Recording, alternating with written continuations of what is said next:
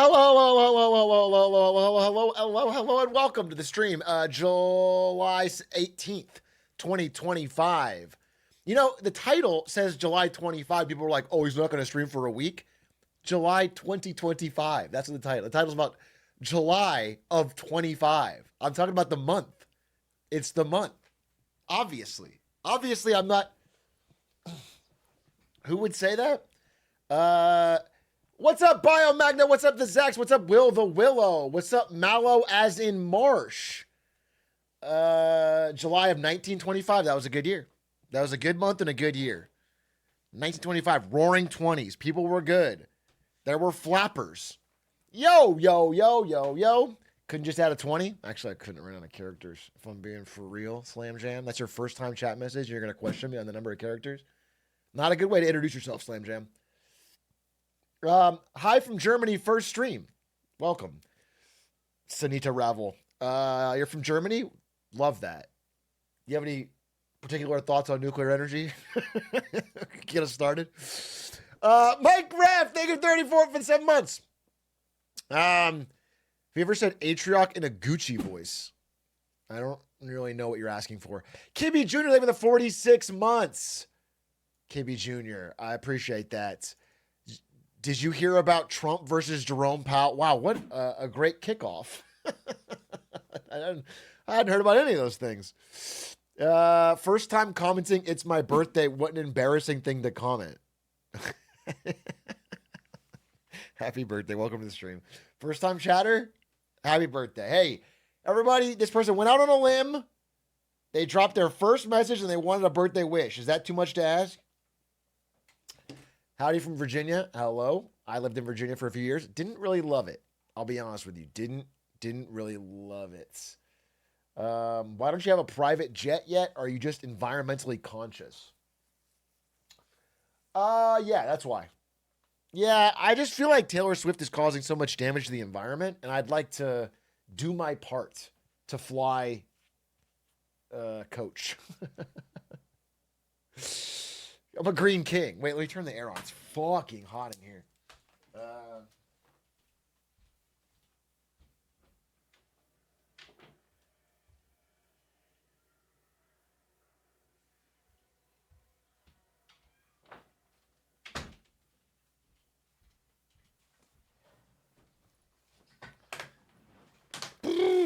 Atrioc, will you be picking Lena Khan for your upcoming administration? Listen, I'm not 100% confident I'm going to win the presidency. I'll be honest with you. I know you guys all think, oh, guaranteed, Atrioc's going to win the presidency. He's going to run. He's going to sweep 50 out of 50 states, easily win. If I don't win, then we got to figure out what to do. But if I do win, for sure, I will appoint Lena Khan. 100%. 100% she's got the job. Paul Kessler with the Prime.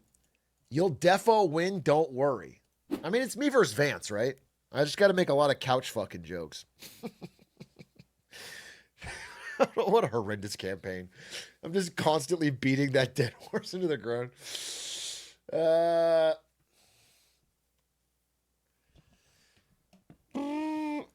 Is Aiden not going to be nominated? First of all, Aiden can't run. He's not American. He's Swedish. In spirit. We can't have him as president. He'll sell all our land to the Swedes. There's no way we can have him go. Intraptana, thank you for the 4 months. I just finished teaching a girls' welding camp. How can I use their free labor to become an American business mogul by bringing manufacturing back? You taught a girls' welding camp, which seems like a cool thing to do, and you want to use that for child labor so you could become a mogul spelled wrong by bringing manufacturing back. I feel like you're on the right track. Listen, all you got to do is find something for them to weld and then pay them less. I mean, you know, if you can find a way to pay women less for the same welding job, then you've got yourself a real arbitrage opportunity. You've got yourself some real money. Children yearn for the welding, TBH. That's what I'm hearing. I'm hearing that Gen Z wants to weld. And by that I mean like they want to do more trade jobs. They are looking. I don't know why. I don't know why they look at this. What computer science? I don't know why they look at a computer science jobs opportunities that has dropped to 1980 levels. Employment for computer programmers has plummeted to the lowest level since 1980, years before the internet even existed. We're at pre-internet levels of computer programming. I don't know how they look at that and then go, yeah, maybe I want to weld. No nerd shit. It's just you don't think it has anything to do with money or like trends. You think it's just that they don't want to be nerdy. They just want to weld because it's Chad. Interesting. That's. I honestly think the opposite's going to happen. This is my hot take. As more and more Zoomers go into blue-collar jobs will become nerdy. Because it's going to be filled with a bunch of Discord-addicted... just because you can weld doesn't make you a Chad. It's going to be, Magic the Gathering welders. I'm a nerdy tradesman. Yeah, they exist, and there's going to be a lot of them.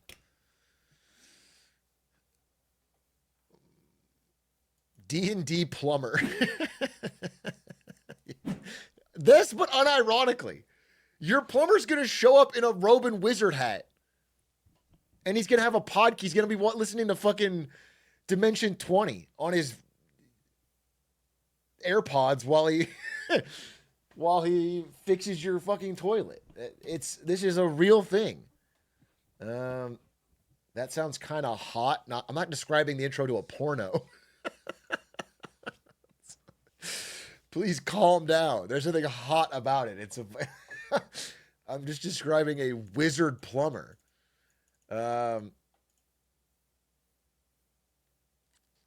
One of the campers welded a picture frame for an anime character they painted. It was kind of dope.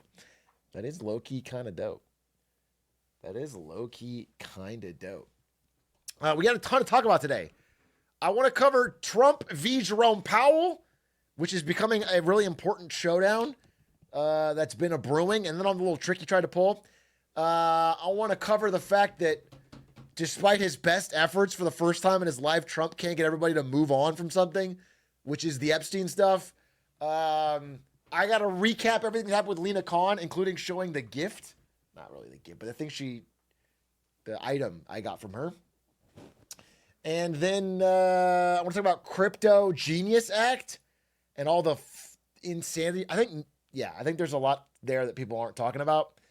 And then anything else from this past month. Lithe Vortex. Thank you for the 10 gifted. My fucking God. You have a message? Your message was yep. Yep Coke, maybe? Thank you for the 10 gifted. I will use that, not for cocaine, obviously, because I don't do that. But I will use that in the spirit that you provided it in.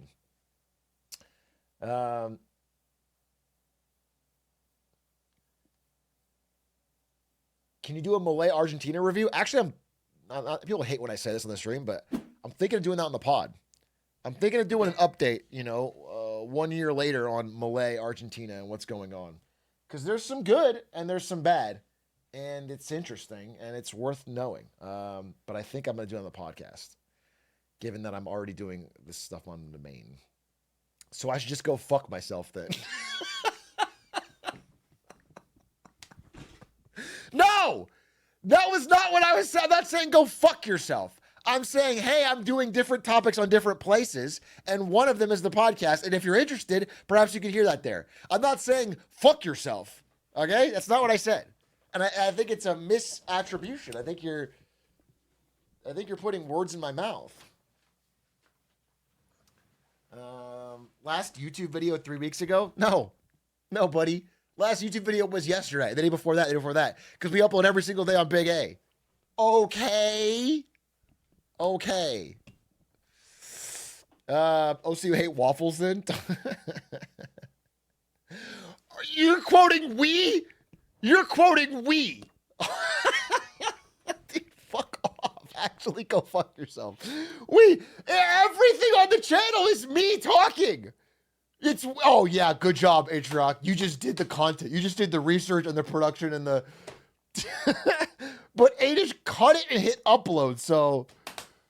No, it's not a 50-50 split, by the way. It's fucking 60-40.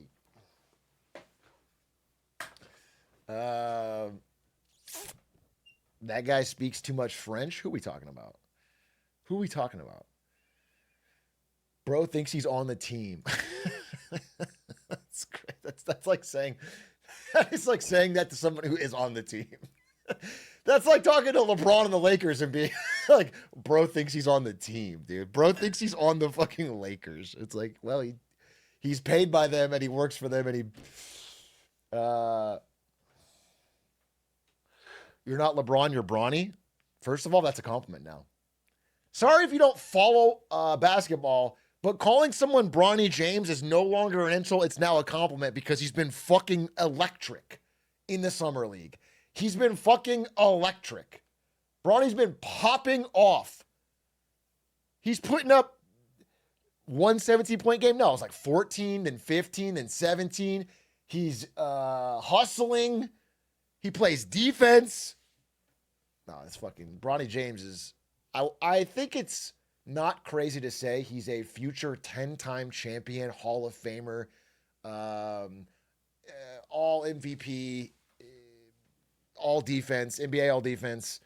Just I think that's not too early or over projecting. I think based on what I'm seeing in the summer league, that's like a guaranteed.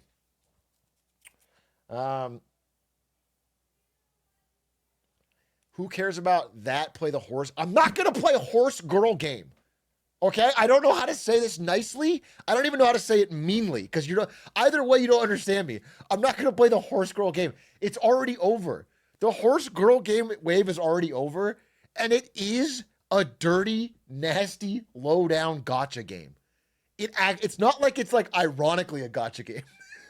It just is a gotcha game. And I don't like gotcha games. I, in fact, made a whole stream about how gotcha games are like designed to rot your brain and suck away your money. Okay? I actually don't like gotcha games. Now,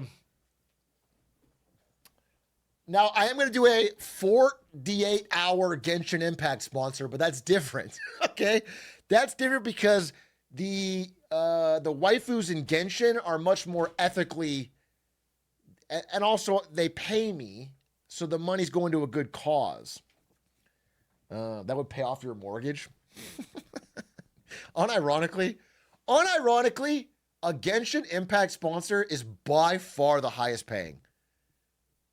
There's like the two biggest paychecks you can get right now are either Genshin Impact or to cast the Saudi World Cup esports thing. Bro, I know Cagel got paid. No shade, but I know Cagel got paid an unreal, disgusting, ooga booga amount of money for that.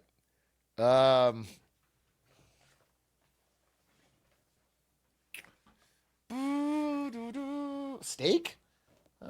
Steak will pay you big bucks, but you have to go to Kick, right? Not really the same thing.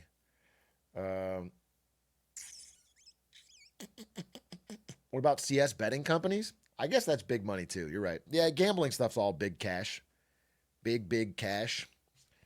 Guys, I found this really cool site, csgolotto.com. I don't know if you... It's like I got nothing to do with it, but it just looks really cool, and I was spinning on it, and I couldn't stop winning. So I guess maybe check it out. Maybe that's something.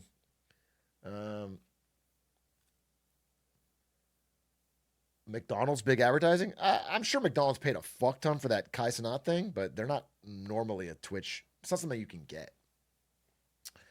Are you saying that Genshin isn't a gambling sponsor? Well, that's what I'm saying. That's why Genshin pays so much, is because they're a gambling sponsor. Because that stuff hooks you legitimately on the core base root of your brain. And then all of a sudden you're chasing waifus you didn't know you wanted.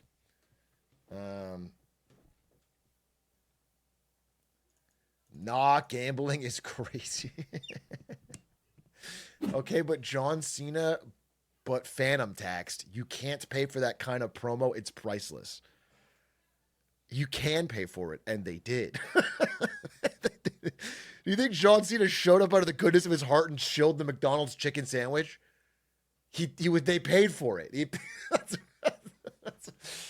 That's it wasn't just a dude. I swear to God, I'm gonna go out there, and if Ari turned the heat back on, I'm gonna lose it. I'm gonna lose it. I'm gonna lose it.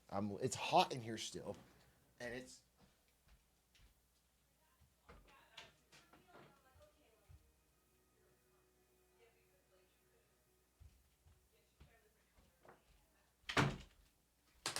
Okay, she actually didn't.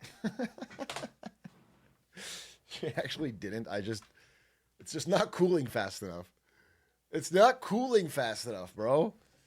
YTA. Don't say, it's not like I went out there and yelled at her. I didn't say, I just checked the thermometer. You can't say YTA. Am I the asshole for checking the thermometer?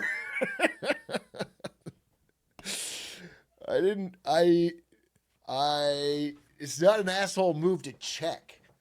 It's not a thought crime. We don't live in Minority Report.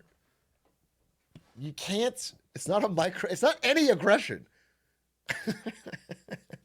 It's trust but verify, which is fine.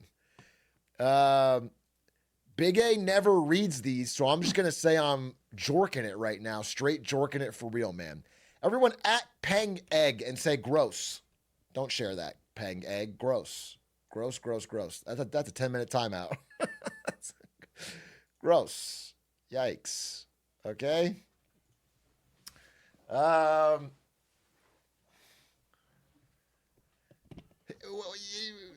Sorry, I can't speak. I fucking had a stroke there for a second. Kino, thank you for the 3 months. Stubert, thank you for the 22 months. Namaste.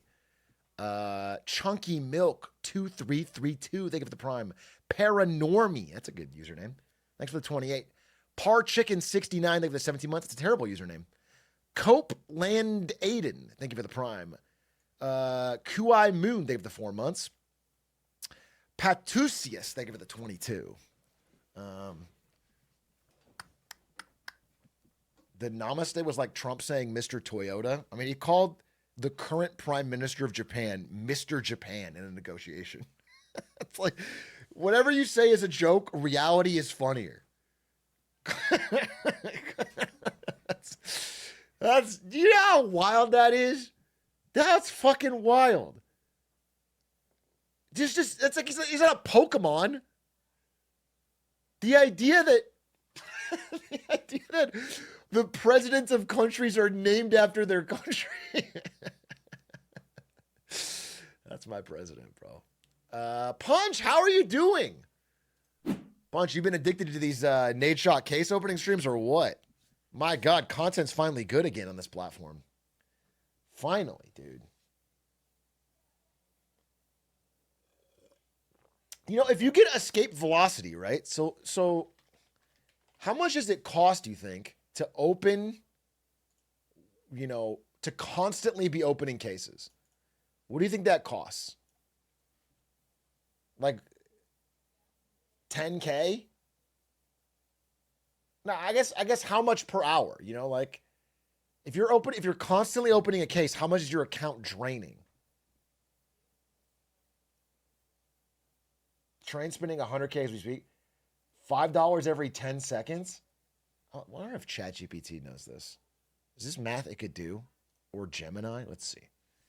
How much would it cost to open a CSGO case nonstop? Cost per hour.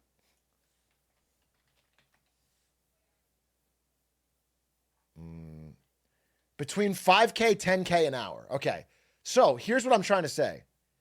Let's say it's 10K an hour to constantly open CSGO cases. If for whatever reason you achieve escape velocity and you are making over 10K an hour from live streaming your case opening, then you've created an infinite money machine, dude. You've created an infinite money machine where you're getting paid to open the cases, and you get to keep all the profits from the cases, which will not usually be as much as you're losing, but it offsets the cost.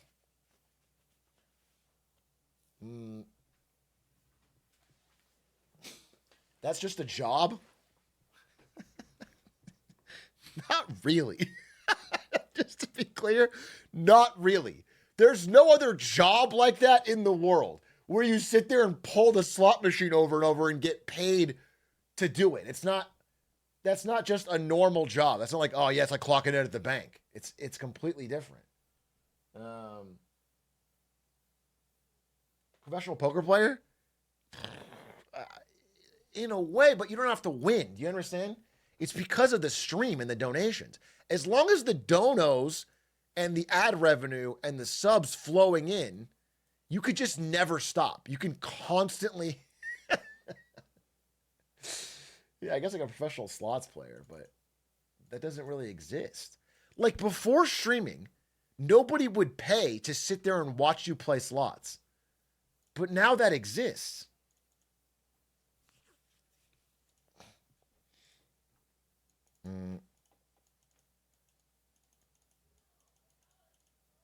Why doesn't the U.S. do this to pay off the deficit? We'll talk about the Genius Act later.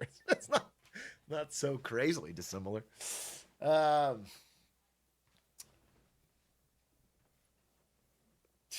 why it's the hardest job in the world. I guess true. The U.S. should just keep doubling down until it breaks even. It's like, we've heard this joke a lot of times. I just want you guys to fully understand that there is no casino that can pay out a $32 trillion bet. So even if we were wanted to risk it, we couldn't put all the money on red and double it up. Do you understand? That's the biggest problem, is that there is the casinos are broke. What about on black? That's such a fucking Patrick Star-ass question.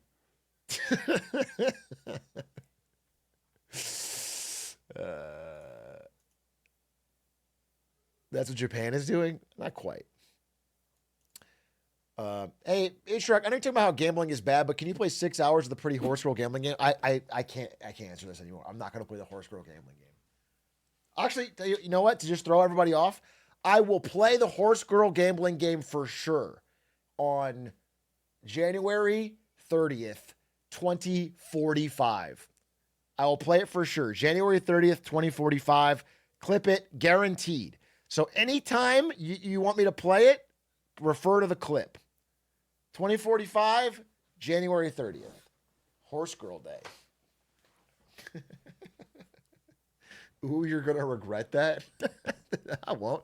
The world will be nuclear waste by then. The world will be fucking dead. I got no worries. We're going to be in the bunker. We're going to be in the bunker. The sky will be ash, raining ash, dark sky. And one of you's going to walk through the fucking no man's land, crawling through the soot. And you're going to hand me a fucking iPad and tell me to play the game and then sit there and watch me. Now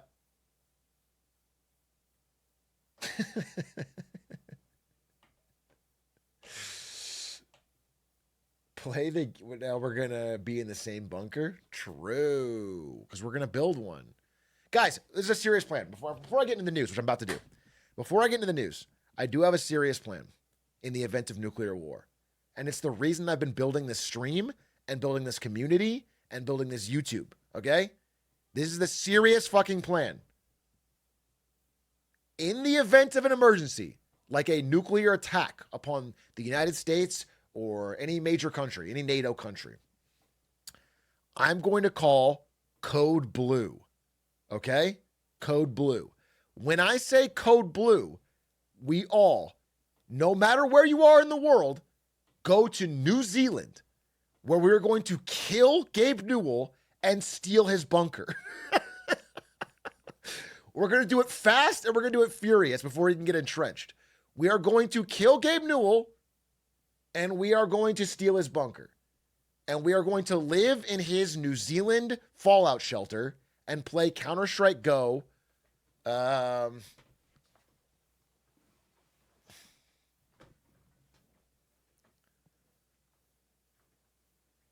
I mean, I guess we could secure Gabe Newell, but I'm just worried that he will try to undermine our authority. What was the word again? I'm not going to say it now because now the word's out there, but why make two baddies fight? Who are the two baddies in this case?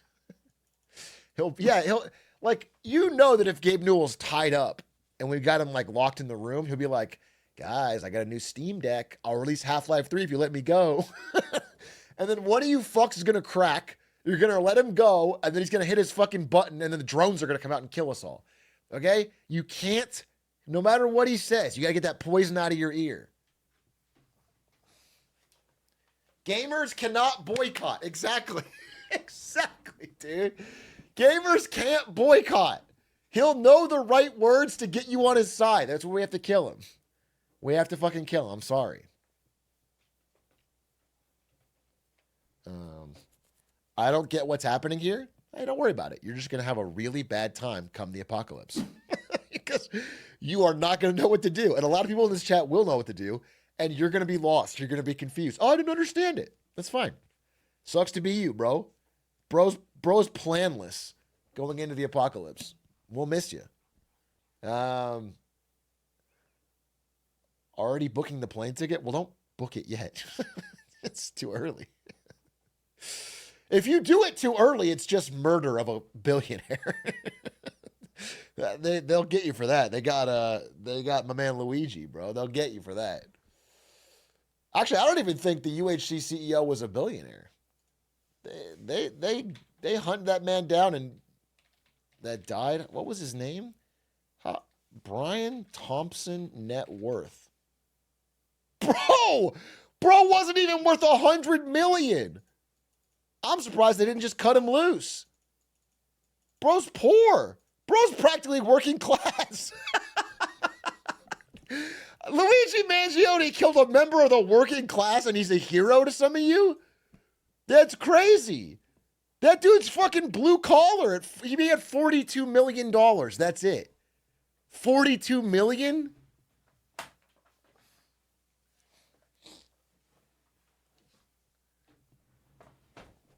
That's crazy. He's a broke boy.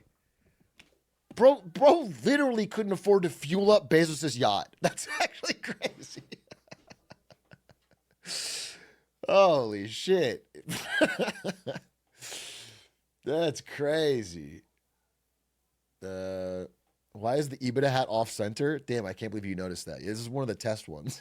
This is one of the prints, I think, early prints. It's just in my.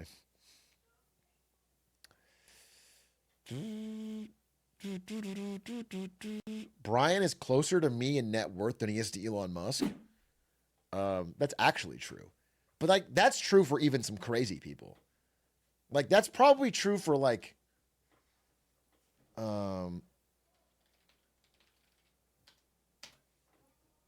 that's probably true for like some insanely rich people. Like, just because of the gap between Elon and the rest. Yeah, I actually think it's quite possible. No, Jeff Bezos just barely, but Warren Buffett. I am closer to Warren Buffett than Warren Buffett is to Elon Musk. That's fucking crazy. Everyone in this chat is closer to Warren Buffett's $142 billion net worth than Warren Buffett is to Elon Musk. That's fucking crazy. That's crazy because Warren Buffett is the 10th richest man in the world. That cannot be true. It is. It is 100% true.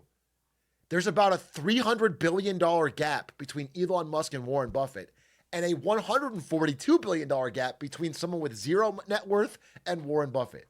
That's crazy. That's actually, that's a stat that I will keep in my back of my head. That's crazy. I didn't know Buffett was broke like that. He's the 10th richest man that's ever lived.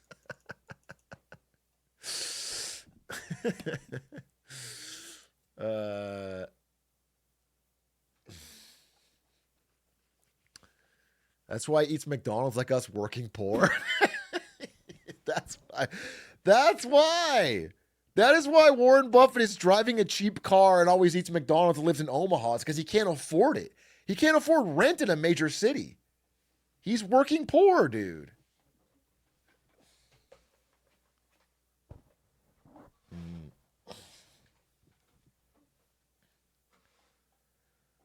Broke ass, fucking broke. All right, let's talk about a couple things today. First one, I want to talk about Trump versus Jerome Powell. Okay, high level stuff, just to get you caught up. I think this is like an important story that's getting kind of under discussed. Yeah, we all know our man Jerome, huh? Sometimes called too late Jerome Powell by Trump. Jerome Powell, chairman of the Federal Reserve. Okay. Let me get my paint. And let's clear this bad bee. Okay. Jerome Powell, chairman of the Federal Reserve, is in a bit of a war with Donald Trump, which is surprising because Donald Trump appointed him back in 2017. But right now, Donald Trump wants one thing. He wants interest rates to come down, okay? Which will juice the economy, which will get people to borrow and spend more. Think about it very simply.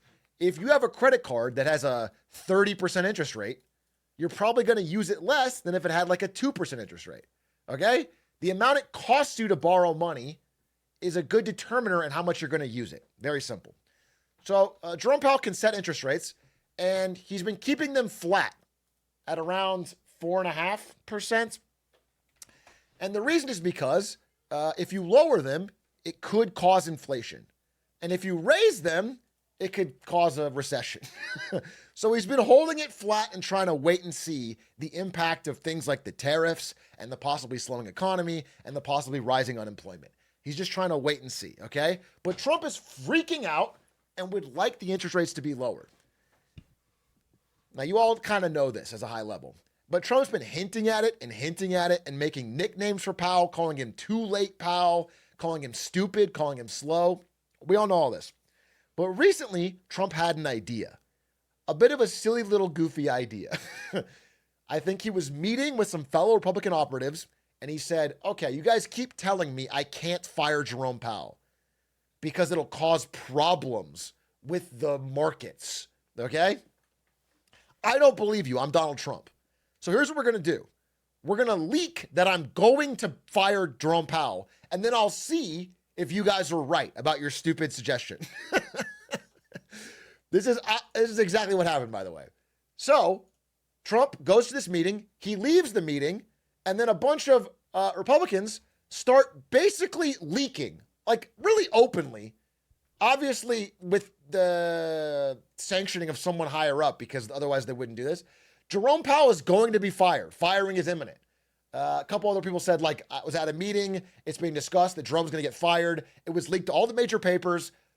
There's this big thing. Jerome Powell's about to get fired. Now, again, Jerome Powell has said time and time again, the president cannot fire me. I cannot be fired. It's not legal for him to fire me. I'm not going anywhere. But Trump has never let that rule stop him. So Trump is pretty much getting ready to fire him. Okay? Instantly, look at this tick at 10 a.m.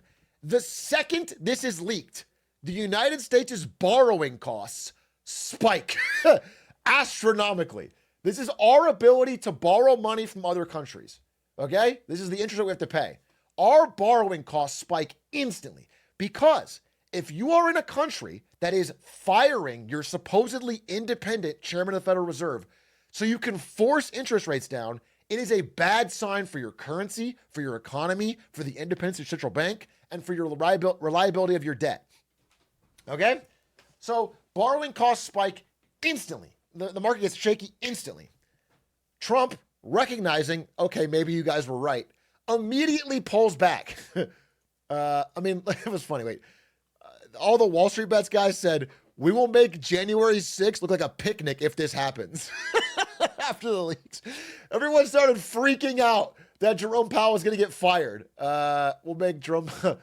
I'm not fucking leaving. I'm not leaving. I'm not fucking leaving. Okay, so he's gonna get firepower. The markets were unsteady and the bond market went fucking crazy. The cost of borrowing for the United States was spiking and getting worse. So Trump immediately comes out and says, let's see if I got the link here. Well, first, everyone's following up on this story. So they go and they ask Mike Johnson, is this going to happen? Can the president fire Jerome Powell? Can the president fire Jerome Powell? I'm really not sure. I have been... What a spineless fucking coward. The answer is no. He knows it's no. The entire point of the central bank is that it's independent. If the president can at will fire and replace him, then it's not independent. It's completely controlled. Everyone knows the answer to that in government. He knows the answer to that. He's being a spineless fucking coward. Anyway, clearly there's a play to try to make it happen. But they're not worried about the law stopping them. They're only worried about the borrowing costs of the United States. Which then got so bad that President Trump had to come out and, let me see if I have the clip, and say he's not going to do it. Plans, or if you're back considering Jerome Powell, do you have plans, or if you're back considering firing Jerome Powell, and what's your justification if you're thinking about this to do this? Too late. He's always been too late, hence his nickname, Too Late. You gave him that nickname. It's not like his reputation precedes him, and that's why he's always been called Too Late. You gave him that nickname. He should have cut interest rates a long time ago. He's a terrible Fed chair. I was surprised he was appointed. You were surprised he's appointed. That's a really interesting, that is such an interesting thing to say. I wonder if we could take a little trip back to 2017. Just a tiny trip back. As president, there are a few decisions more important than nominating leaders of integrity and good judgment to hold trusted positions in public office. And few of those trusted positions are more important than the chairman of the Federal Reserve. Accordingly, it is my pleasure and my honor to announce my nomination of Jerome Powell to be the next chairman of the Federal Reserve. Congratulations. It's so interesting. It's just so interesting. Because now he's a stupid idiot who never should have been appointed. He's Too Late Powell. So anyway, the rest of that sentence is Trump saying he's not going to fire him. No, we're not planning on doing anything. We're very concerned. He's got a very easy job to do. You know what he has to do? Lower interest rates. Have you drafted a letter? I haven't drafted a letter. So you didn't show a letter to Republican lawmakers last night? No, I talked about the concept of fire him. I said, what do you think? Almost every one of them said I should. So anyway, he backed off. We're not going to fire him. And immediately, when this JK happens, everything bounces back. Okay? Everything bounces back. Stock market bounces back. The bond yields start to drop. Look, you can see it right here. Bond yields drop back down to where they were. It instantly goes back. However, as with many things with Trump, whether it's tariff or anything else, him backing off in the short term does not mean that he's backed off in the long term. Trump is still very much trying to get rid of Jerome Powell. He's just going about it a different direction. Now, he's realized that if he tries to break the law, essentially, and fire him, there's going to be such a legal battle, it'll be a problem. But if he fires him for cause, it's allowed. And he thinks maybe he can get through it that way. Now, he needs a cause. Jerome Powell hasn't broken any laws. There's no real reason to fire. You can't just fire him because of your own whims. This is what he's figured out. This is the plan they've been going. Let's see if I have the article here. The plan they've been going is this one. They keep saying, they've started this whole narrative that Jerome Powell is spending way too much money to renovate their headquarters. They basically are saying that they're spending way too much money on renovation. Now, again, this is a multi-year long massive renovation that involves moving two buildings that has been approved for years now and has been slowly moving the process. But now Trump is saying things like, wow, listen, I always knew he was stupid, but I didn't know he needed a palace. And they're basically accusing them of fraud in the way that they're building the central bank's new buildings. Trump aims to use the building project to either force Powell to resign or justify his removal in court. So that's it. On Wednesday, Trump said it was highly unlikely he would get rid of Powell unless he has to leave for fraud. Like, dude, one thing is so obvious after 6 months of Trump is that the plans are always so transparent. Whether it's the Epstein stuff, whether it's this, you actually can figure out what he wants and what he's doing so easily. It's very easy to read. And so this is the plan. They are sharpening the attack around cost overruns and marble construction. The fact that he used marble and not glass is going to be the reason to get rid of the Fed chair. This is what they're trying to go for. I don't know if this will hold, but I think they're doing it as for public opinion and not the court of law. Because it just seems very unlikely they're going to get a court to agree this is a reason to remove the Fed chair. Now, here's the deal. Who does he want to replace Jerome Powell with? That's an easy answer. This guy, Kevin Hassett. You know he's a great economic advisor because he worked on the 2004 campaign of George Bush.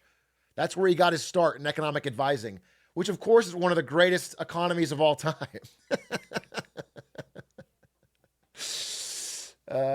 Kevin Hassett is who they're trying to get to replace Jerome Powell's Fed chair so that he can cram down interest rates and hopefully get us back to a bubbly 2021 NFT style economy with the accompanying inflation to match. Now, the problem for all of us, even if we are fully committed, and I think, by the way, Jerome Powell, for his many flaws, Jerome Powell was too late to recognize inflation initially. Jerome Powell once said, I don't see any systemic risk in Silicon Valley Bank, and then later said, we have to bail out Silicon Valley Bank because of the systemic risk. Like, there's a lot of things I like about Jerome Powell, but there's many things I don't. Jerome Powell has been incredible in an extremely, extremely difficult job at not crumbling under the pressure from many different sides to do something other than what I think the data demands. I think he's been very good at it. And I will say that I don't think he has used it to enrich himself. I think he has done his job. So I overall am positive on Jerome Powell, even if I don't think he was, as legendary as some say. And so, he does give the United States some credibility and some air of safety with regards to our debt for the rest of the world. And when he is gone, replaced by a toady, it's going to be a problem. Even if Trump can't fire him or can't figure this out, his term is up in early 26. So we're like a year away from Jerome Powell being gone no matter what. And that's when things get a lot crazier. It's going to be really bad if he gets forced out early, but it's bad either way in 1 year. So that's kind of the update on the Jerome Powell situation and what's going on. I do think he'll be able to stick around. I don't think he's going to get forced out early. The idea, again, of him getting forced out because of this building cost overrun is, I think, absurd. Again, there's not much judicial precedent on this at all. There aren't many cases you can really look at to see exactly what the parameters are for that. Yeah, I just don't know. I just don't think it. Can you somehow bet on the U.S. economy crack? You trying to do a big short? Hey, the first Chubasa, thank you for the prime. It was just reported Representative Luna has criminally referred Jerome Powell for fraud to the DOJ. Is that true?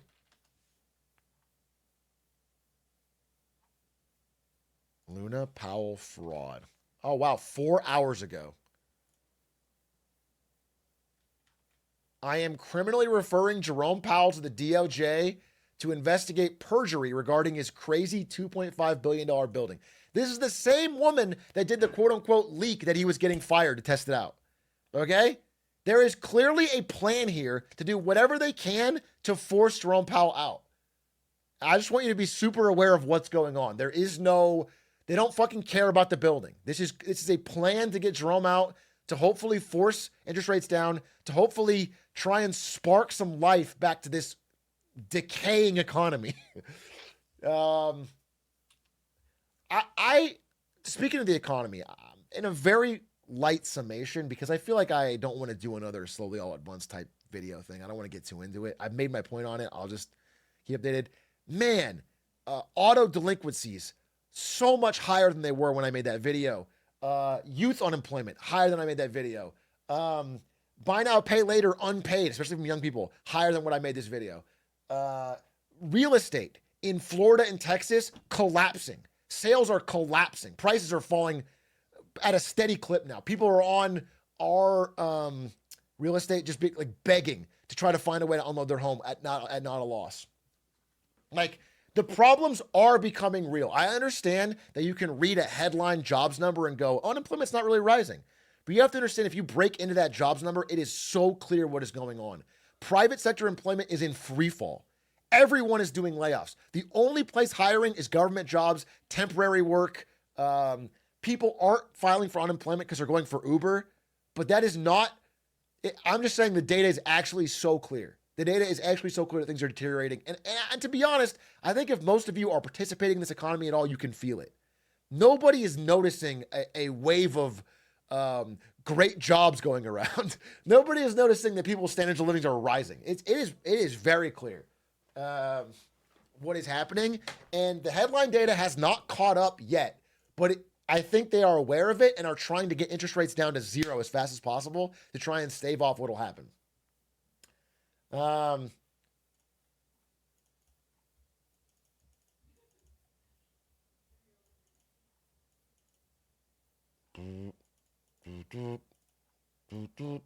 family started to budget a lot because of rising prices. Yeah, 100%. It's not the only one. Nobody is reporting. I mean, I got to say a few people on the top of the K-shaped economy. Maybe they are, but nobody else is reporting that things are just good right now. Things are feeling good. People are feeling easy and less financially stressed. It's not happening. People are reporting more and more. In fact, I think I have a great graph for you. I don't want to do a whole presentation here because I feel like I'll be a broken record. But I do have a graph that I would like to share. Dude, one of my viewers is the son of a major car company CEO. And he reached out and told me ahead of time they were doing 20% layoffs, which turned out to be true. Massive layoffs. And we were talking in this conversation about this gap between consumer confidence and employment rate that has appeared. Let's see.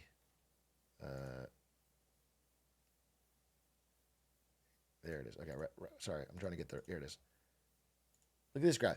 So for all of my lifetime, these two charts have basically tracked, which basically says this is like interviewing people on what their likelihood is of the difficulty of finding a job.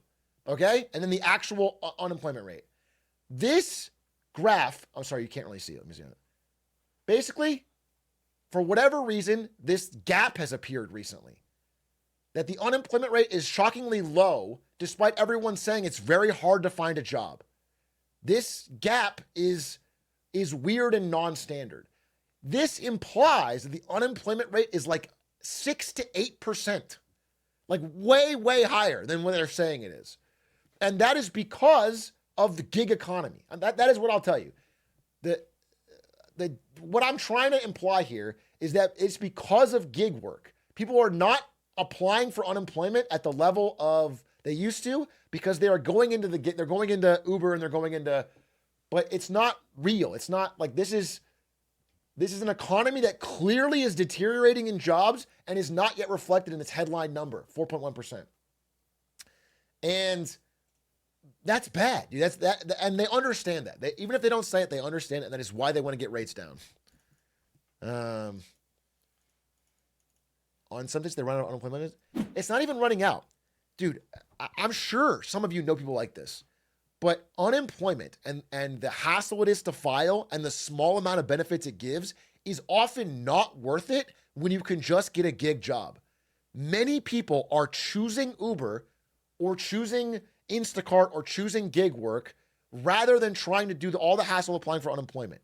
It is not, it is often not worth it. They are just deciding it's not worth it. And that is leading to like a structurally lower unemployment rate than there should be.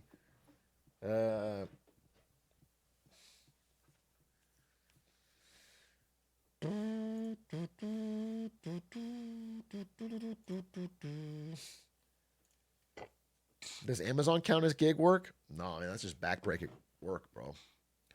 It's kind of gig work, and then it's usually temporary. People quit Amazon as soon as they can. Statistically, if you get a job at an Amazon warehouse, you will quit as soon as possible, as soon as you find anything else. The turnover at Amazon warehouses is so high that they have almost gotten every possible person in America who would work there to work there. They've had millions of employees turn over. They are running out of people who haven't tried it already, who would do it. Where's Hudat? I mean, yeah, he's sticking it out. Well, Hudat told me he used to be a streamer, and compared to that, Amazon's easy. That's what Hudat told me. Like, after you've tried streaming, I could work Amazon warehouse shift. I could do triple back-to-back shifts. Like, the hardest job in the world is built an iron skin for him.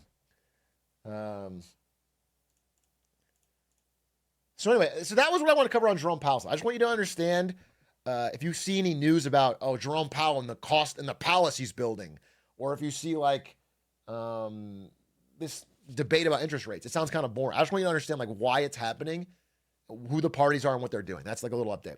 The other thing I want to talk about is the Epstein outrage. Okay? Listen, we already did a video on the Epstein stuff, and I thought that was kind of it. But the truth is, the story of this Epstein stuff is that it's not going away at all. In fact, it is building. I want to show you two things that kind of shocked me. First of all, I mean, whenever you have something political that both Ludwig and Moist Critical have made videos on, you know it is universally agreed. Like, everyone agrees now that this is fucking bad. Everyone is on board that it is completely safe. Everyone is now fucking fully aligned that this shit is ridiculous, that Trump is hiding something, that he's on the Epstein files. Like, it is becoming night and day. It is no longer like a maybe. And so the entire, like, you know, the holding the line support, especially among younger people, is broken. It's broken, dude. There is like no more Gen Z Republicans holding the line. They're gone. This is wiping them out. On the internet, the whole internet right-wing space is is like completely flipping on him. And I want to show you a specific video that shocked me. This thing, and then I also want to show you this. Bro, look at this. This is fucking Nick Fuentes. You couldn't find someone more right-wing online. Listen to what he says. And now he says, if you're not on board with the Epstein cover-up, I don't want your support. You're a weakling. Fuck you. Fuck you. You suck. You are fat. You are a joke. You are stupid. You are not funny. He called him not funny. He called Trump not funny. Bro, even I'll defend Trump on that. Dude, he's going at him so hard, Trump's funny, bro. He's a terrible president. But he makes me laugh. You are not as smart as you think you are. You are, and honestly, and if you watch my show, you know I've been very critical. I've never been this far. This just goes to show this entire Listen thing to has this. been a scam. When we look back on the history of populism in America, we are going to look back on the MAGA movement as the biggest scam in American history. And the liberals were right. The MAGA supporters were had. They were. When we look back in history, we will see Trump as a scam artist who served. Dude, I mean, this is unreal to come from him. It's unreal. This is like a heartbreaking, worst person you know made a great point. But like, I just want you guys to really understand that what is happening is actually pretty big. Like, there's a huge swath of support that is evaporating. It is evaporating kind of overnight. Now, in the past, things like this have sort of soft happened and he can win them back. I think it's much more difficult this time. I think this is a deeper disillusionment. Now, these people aren't going to flip over and start voting for fucking Kamala Harris. There's still a huge swath of deeply angry young men, right, that are going to be a problem in politics. We had to figure out how to. But I'm just saying, in this short term, in terms of like Donald Trump's base, it is evaporating around this Epstein stuff. This has become like absolutely the straw that broke the camel's back. As a vehicle for this rather than the other way around. We were not the vehicle for Trump. Trump was the vehicle for all of us. So this is happening. And then I want to show you this, which I think really hammered it home for me. Listen, there's a lot of issues that Donald Trump is underwater on. And by that, I mean polling worse, like more negatively than positively. And as I've mentioned over and over, as shocking as you might find it, immigration is still the policy he polls the best on. On immigration, many of his supporters think, yeah, he's still doing the right thing. Everything else, they're mad at him. But what you have to understand is that as mad as they were on jobs in the economy, where he's like -14, on deportations, on immigration as a whole, they're happy. But on deportations, like the ICE stuff, they're pretty mad, -16. On trade and tariffs, -18. On inflation, -22. People are fucking pissed that Trump has not brought grocery prices down like he promised. But all of that combined is nowhere close to how negative he is on Jeffrey Epstein. This is the least popular position he's ever had, ever, in any of his 2 terms. He has never been more. He has like a 12% approval, 60% disapproval. It's a -42.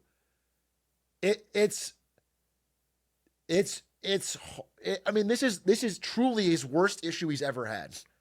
People are like it's like the first thing that everybody understands where he's lying. Everybody gets it.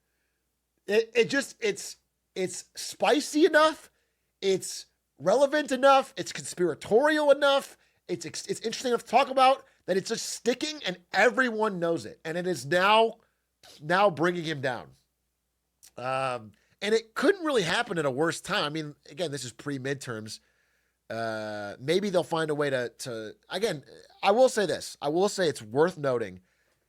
News in America moves fucking fast.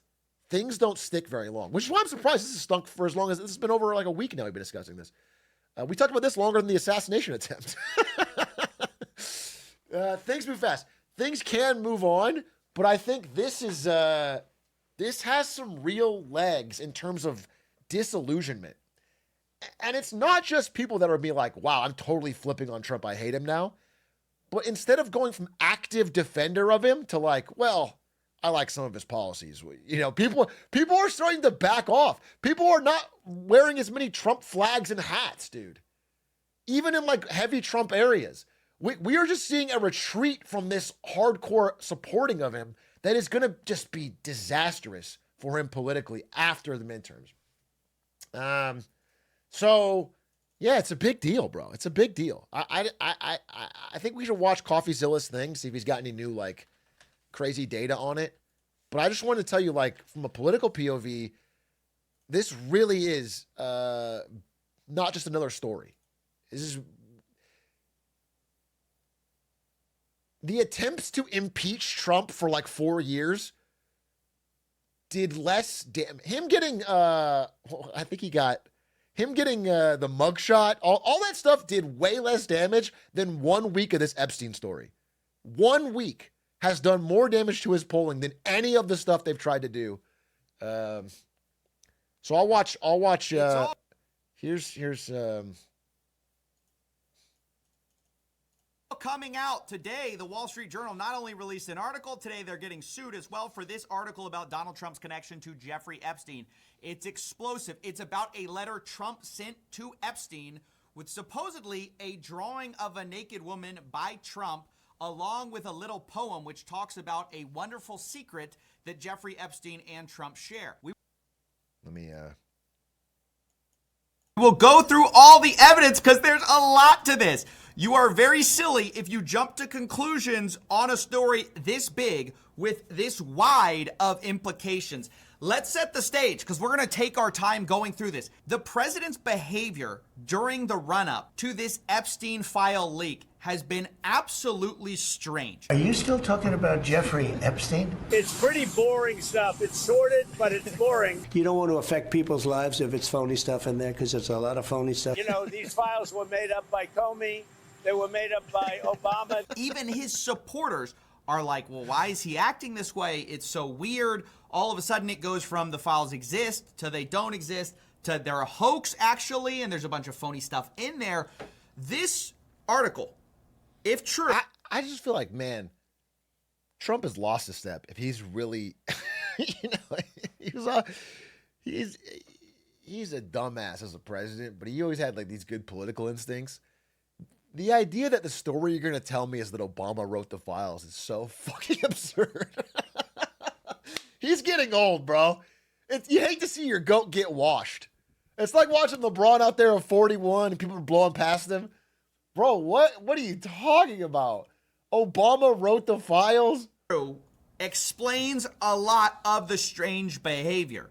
And we don't know if there's more that's going to come out, if this is all there is. But I'm going to go through the main allegation, and I will... Okay, I want to talk about this letter. He'll probably show it, but I just want to tell you, high level, there's this letter that Wall Street Journal found. By the way, I do want to call out Wall Street Journal and many of these are news organizations in general who have decided now is the time to finally investigate Donald Trump's links to Jeffrey Epstein. 6 months into his second term, we're finally seeing deep dives into Trump's Epstein connections.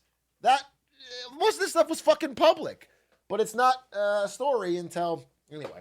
Now everyone's diving in. Now there's a big fucking interest in it, so they're diving in and finding a lot of evidence. There was this letter they found. Now the letter is written kind of cryptically. It's like, hey Jeffrey, we share a fun secret that bonds us like brothers. So, it's some wild shit, and then it's got a little doodle. And the story from MAGA has been this letter is a complete fake. It's a complete fake. The signature was forged. This doesn't exist. I don't talk like that, and I don't do doodles. Now, people have already found maybe Obama. People already found that Donald Trump doodles a lot. he's got plenty of doodles, dude. It's pre-watch. It's in the video. Fuck me. All right, fine. We'll just watch the video then. We'll just watch the video. We'll just watch the video. Call it an allegation because Trump is definitely going to sue over this. He's already said as much. So here's basically the story. Supposedly, Ghislaine Maxwell collected letters from Trump and dozens of Epstein's associates for a 2003 birthday album. It was for his 50th birthday. Pages from the leather-bound album, assembled before Epstein was first arrested, are among the documents examined by the Department of Justice officials. So there are birthday letters to Epstein that supposedly have been seen by the DOJ. They have them in their files. And the one from Trump supposedly has a naked woman, which appears to be hand-drawn with a heavy marker. And the future president's signature is a squiggly Donald below her waist. The Wall Street Journal goes on to say it's not clear how the letter with Trump's signature was prepared. Inside the outline of the naked woman was a typewritten note styled as an imaginary conversation between Trump and Epstein. Voiceover. There's more to life than having everything. Donald. Yes, there is, but I won't tell you what it is.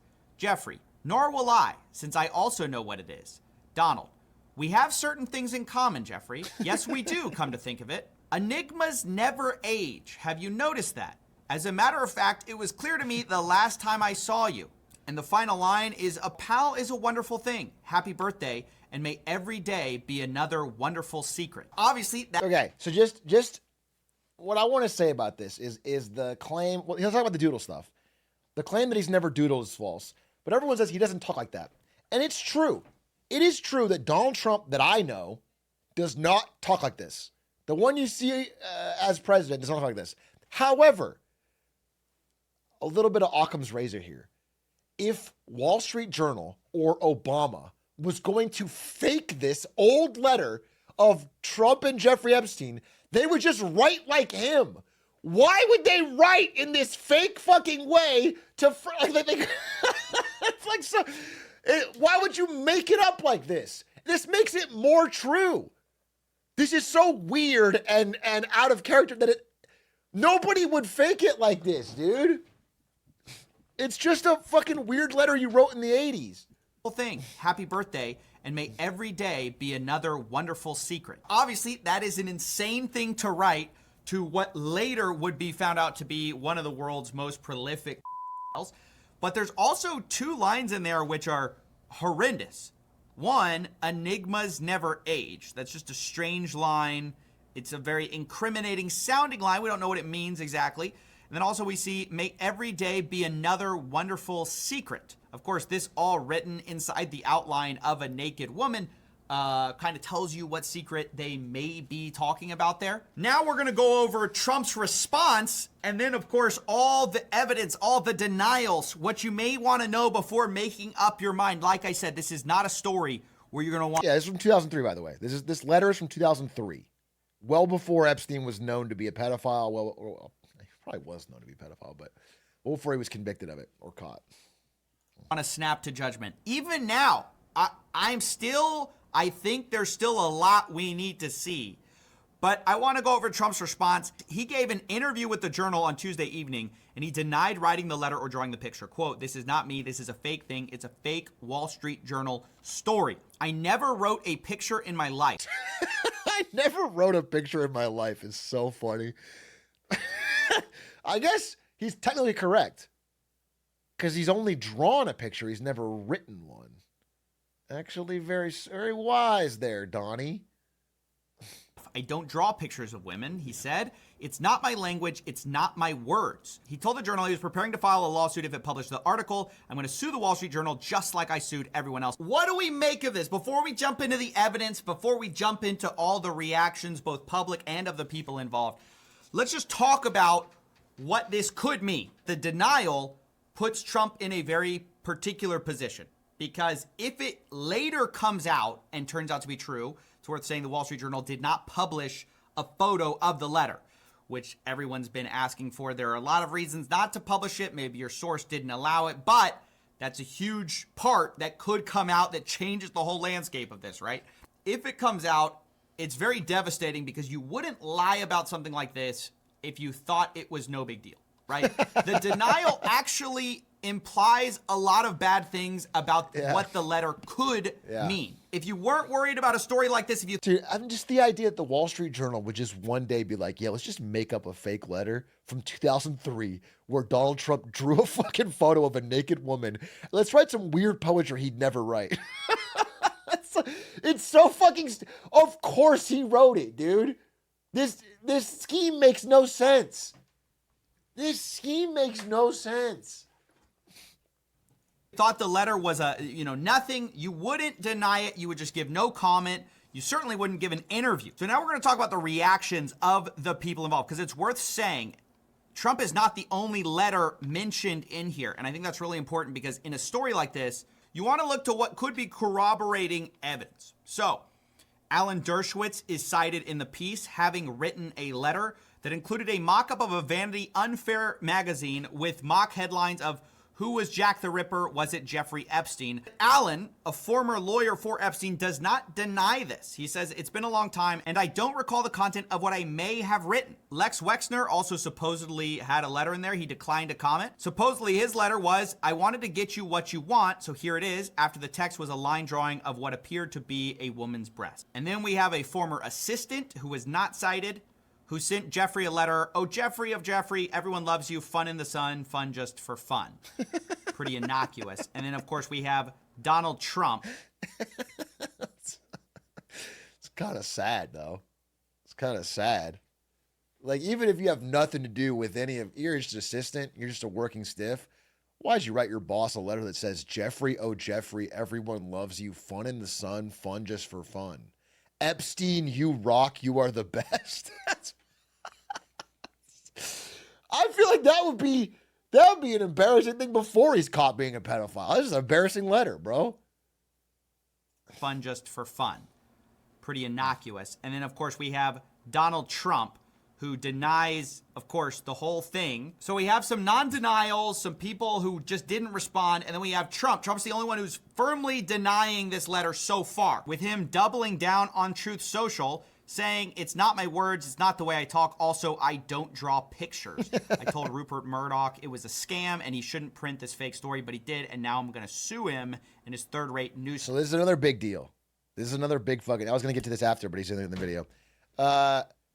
Donald Trump turning on the Wall Street Journal and Rupert Murdoch specifically, who owns Fox News, is now going to splinter even that.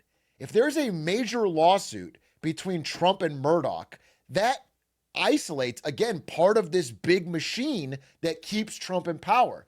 That media machine constantly has talking points for every scandal that get disseminated to all the different hosts and part of the media empire that keep this thing going. So, you know, if he's losing the online right because of the conspiracy, and then if he's losing Rupert Murdoch because of the lawsuit, and if he's losing, all of this is like breaking down the support that has kept Donald Trump bulletproof. And again, I would find him to be in a really precarious position. He's not in as powerful or an untouchable position as he might think.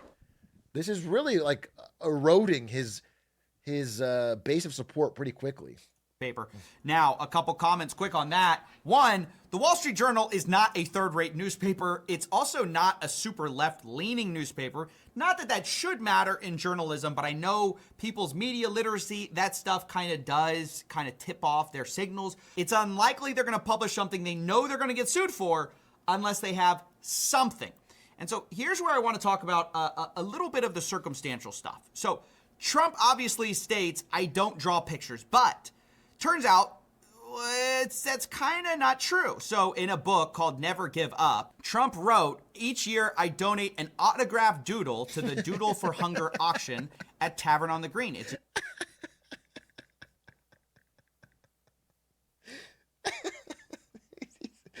It's not even like that he's doodled sometimes. He's like a notorious doodler. He's a diddler and a doodler. It's a fucking problem. Great event. And sure enough, publicly you can find several doodles that Donald Trump has done. Most of these are of skylines, architecture. None of these are of women. Still, it's strange to say I don't draw pictures when you very clearly draw pictures and they appear to be in thick marker, which is what you were accused of drawing them in. Now, none of that means anything, but it just reminds me a little bit of the Prince Andrew denial. I don't know if you guys remember the sweat denial. A big part of the interview with Prince Andrew was the denial that he couldn't have done anything bad because he couldn't sweat. So this supposedly falsified Virginia Giuffre's whole story. I have a peculiar medical condition, which is that I don't sweat. Or I didn't sweat at the time. So yeah, that was kind of this claim like, hey, this couldn't be true because I don't do X, but actually we see that Prince Andrew actually does sweat. And in the same way, it's... I didn't know about this. He claims he couldn't sweat at the time. Nice ad. Adding at the time, so if someone catches you sweating later on, you'd be like, well, it was different. It was back then I couldn't sweat, though. That's... fucking stupid. That's so fucking stupid. That photo of me sweating couldn't be me because I don't sweat. Not perfect proof, but you really shouldn't say you don't draw pictures when being accused of drawing thick black marker pictures when you definitely draw pictures sometimes. I mean, it's just, and it's public. I mean, that's just kind of just an obvious devastating hole in your whole argument. Now, again, I've got to say, this is just the basics. We do not have the letter. okay? I'm relying on the Wall Street Journal's reporting on this, and we're corroborating with different pieces of public evidence. Ultimately, we need to see if this was actually in the Epstein files. But there are some other stuff, too, that we can look to corroborate this story. So we can look at the bookbinder.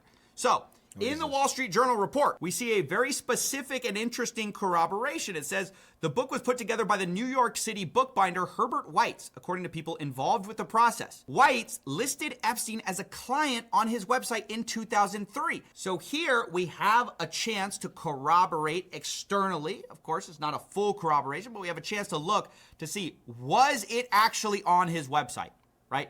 So if we go to the archive, we see in 2003 at weitzcoleman.com, we see a client list. Does anyone know what this app is that he's using? I like this. This would help me a lot, actually, when I'm putting together a presentation. I have to use Paint, and I have to use... What is this app? No, not Wayback Machine. Where all the different pieces of evidence are floating in a void. Miro?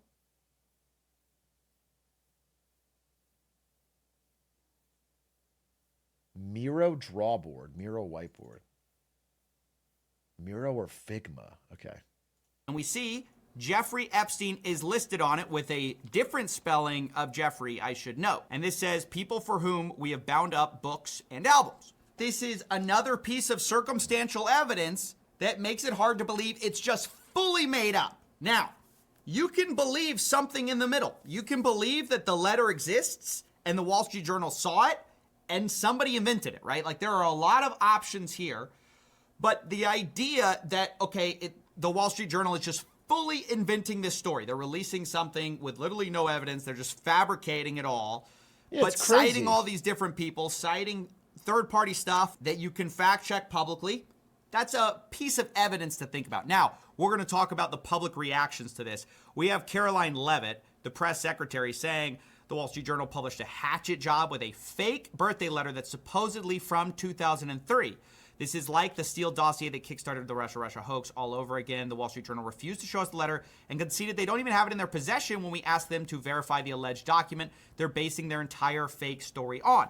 Then you have Dan Wolkin saying the amount of people who think publications, the scope of the Wall Street Journal, just put explosive stuff out about a public figure without well-established authentication procedures and running it through a team of lawyers know literally nothing about journalism. Charlie Kirk says this is not how Trump talks at all. I don't believe it, referring to the actual letter's contents. Specifically, people picked up on the idea that Trump says enigma in the writing of it. In fact, Trump writing at all, some people find that hard to believe. J.D. Vance says, forgive my language, but this story is complete and utter bull. The Wall Street Journal should be ashamed of publishing it. Where's the letter? Would you be shocked to learn they never showed it to us before publishing it? Does anyone honestly believe this sounds like Donald Trump? Of course, then you have a response to that where somebody says, Carson's an enigma to me. This is clearly debunking the idea that the word enigma is not in Trump's vocabulary. Now, Carson's an enigma to me. So that clearly debunks the idea that he couldn't have written this because enigma wasn't in his vocabulary. It actually is. Dude, it's just the idea that somebody at the Wall Street Journal just sat down and made this up is 1 billion times more unlikely than they just have an actual letter from Trump, who was friends with Epstein in 2003, proven, has photos with him. Like, it is so much more likely that he wrote No, this. from where I'm sitting, the letter... And what's crazy is he could have gone with the defense of like, yeah, okay, like what he used to be. Yeah, I knew him in Palm Beach. He was popular there. I didn't know all the dark side of him and whatever. That's his old defense. But the fact that he's not doing it for this implies the letter is actually really bad. Like, he could just say, yeah, the letter's real, but it was his birthday. I didn't know that. He wasn't caught. But like, this is bad. Like, this is odd, but it also is in line with some of these other letters from people like Lex Wexner. It's also in line with some of the doodles that Trump has publicly made. And it is also in line with Trump's recent odd behavior with the Epstein files, where he keeps setting up the idea that there's this big hoax coming, that there's phony stuff in there. And that actually is the most persuasive piece of evidence, Trump's own behavior in this weird meltdown, more than anything which has convinced me. Because on the one hand, there are some things which would tilt in the favor of it not being Trump, right? The very fact that it's a letter, the prose of the letter is a bit strange. And then you also have the fact that, okay, if the DOJ had this during the Biden years, why didn't it come out, right? So that's all pretty compelling until you once again just look at the way Trump has been behaving. I think it strongly suggests that I Trump... will say, if Obama did plan this whole thing, masterful job. Because had this come out during the Biden years, they probably would have got away with saying fake news. But having it come out during Trump 2 makes it so much harder to deny. It is 9D chess to have it come out now. The timing of it now just makes it feel like there's nothing you can say. It's so, yeah. saw something in the Epstein files, was debriefed on something. Obama doodled it in college. He's been on a mission. Bro, the long game of Obama is crazy. I wish Obama had used some of this insane saw level planning to like not bail out Wall Street after 2008. But at least he's using it for this Trump cause, which is also cool. That he was worried about. Whether it was this letter or something else, I don't know. But clearly there's something in those files that he was concerned about being involved with. I think we need a full declassification of these files, except for the CSAM and victims. Now, to the declassifying comment, Donald Trump, based on this, has posted, based on the ridiculous amount of publicity given to Jeffrey Epstein, I have asked AG Pam Bondi to produce any and all pertinent grand jury testimony subject to court approval. This scam should end right now. And Pam Bondi has said, President Trump, we are ready to move on the court tomorrow to unseal the grand jury transcripts. I think... Dude, this is such a small point, but I just hate that so much of our government is now communicating via fucking tweet and truth to each other.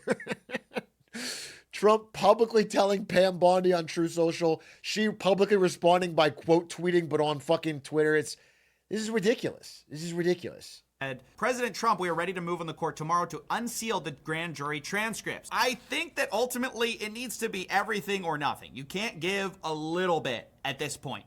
With the level of allegations being leveled against our president, that he would send pretty incriminating letters to the world's most notorious Now, again, before he was arrested the first time, right? But given the letter's contents, given that they're doing so much, they're going to be suing the Wall Street Journal over this, to deny it, I think if it turns out to be true, is devastating. I mean, totally devastating and horrific, and no one should defend it if it's true. And that's what we need to find out at this point. So I think the answer is clearly that, yes, I would love the Wall Street Journal to release this photo if they have it in their possession, if they can release it from their source. And I would love for the DOJ to declassify the actual relevant pieces of this whole thing, because the absolutely central piece of evidence in this whole story are these letters, which are in a leather-bound album and supposedly in the DOJ's possession. That's clearly not going to be a grand jury transcript. That's going to be one of the pieces of evidence they collected from Epstein or Maxwell. And so that is a different category altogether. So I think given that, it's hard to see this as anything other than a distraction from what... Someone said, gotta be bad for Trump coin. That's your big worry? The United States is unraveling. Our president's almost certainly a pedophile. And you're worried about your investment into Trump coin? Buy the dip, bro. By the dip. Is actually relevant here, which is, does this album exist? Yes or no? Show us the evidence, right? Show us the physical evidence.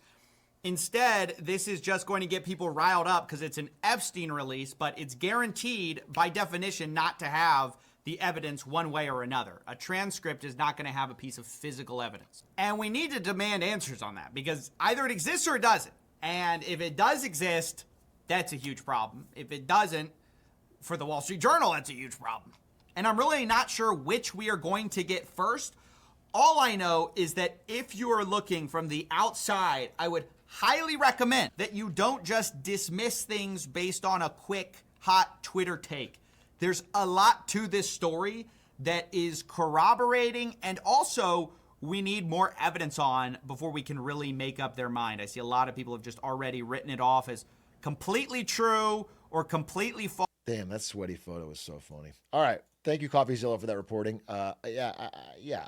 anyway, the point of this all is to just tell you that it is hyper damaging right now to Trump. If you were worried that it's like every other issue, or he's kind of bulletproof on, it's not. The data is fast and the furious. Dude, imagine the files come out and there's a guy with Trump's body and Jerome Powell's face is pasted on hastily. And Trump goes, see, it was Jerome Powell the whole time in the fucking Epstein files. We have to get rid of him.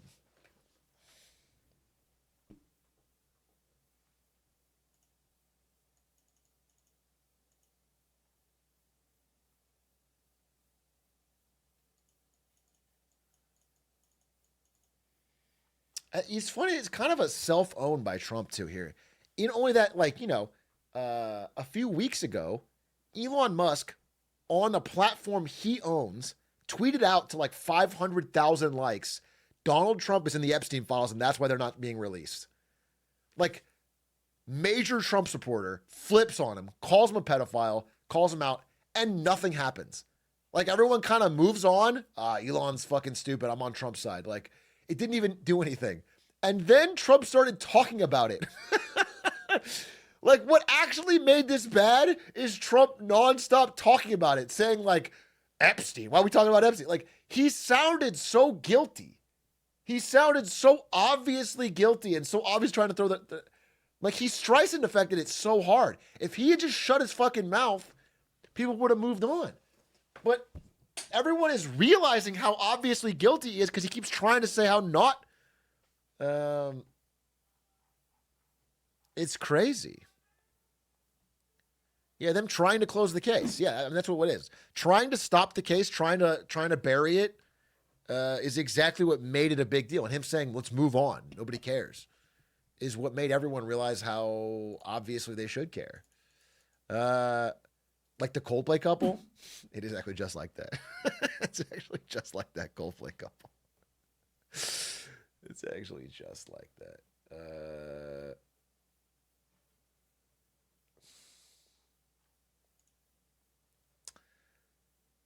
It's Coldplay's fault.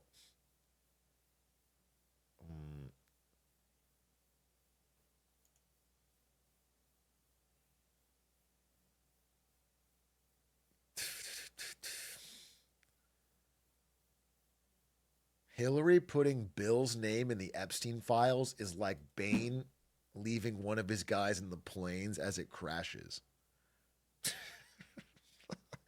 I'm sorry. You think... I think there's a decent chance Bill Clinton could be in those files. But I think it's more likely it's because he was involved with Jeffrey Epstein and maybe he's a pedophile. I think it's much less likely that he's innocent, but Hillary Clinton wrote the files and threw her husband into the fucking bus because she wanted to fuck. Why the fuck is it more likely that Hillary put him in than he just was there? In that case, poor Bill Clinton, dude. He cheated with Monica Lewinsky and now his wife is cooking up the Epstein files to throw him under the bus as a pedophile. Because of her emails. That's what was in the emails, bro. That was in the Hillary emails. Fuck, of course. That makes so much fucking sense. Okay, I also want to talk about Lena Khan for a second. We covered some news. We covered Epstein. Let's talk about some good news for once. Okay? Let's talk about some good news. I got to interview Lena Khan, baby! That's the good news. The bad news is they fucking screwed me. Okay? Those, my co-hosts, Aiden and Doug, they screwed me. Look at this. I have Lena Khan tweeting out, thank you to the Lemonade Stand for the fun conversation. This is my dream. She followed me. She followed me on Twitter. And this is the photo that Aiden uses. This is the photo. But I want you to understand that we took a normal photo. And then we took a soy jacking photo as a backup. And they post the one where they are still smiling and I'm soy jacking.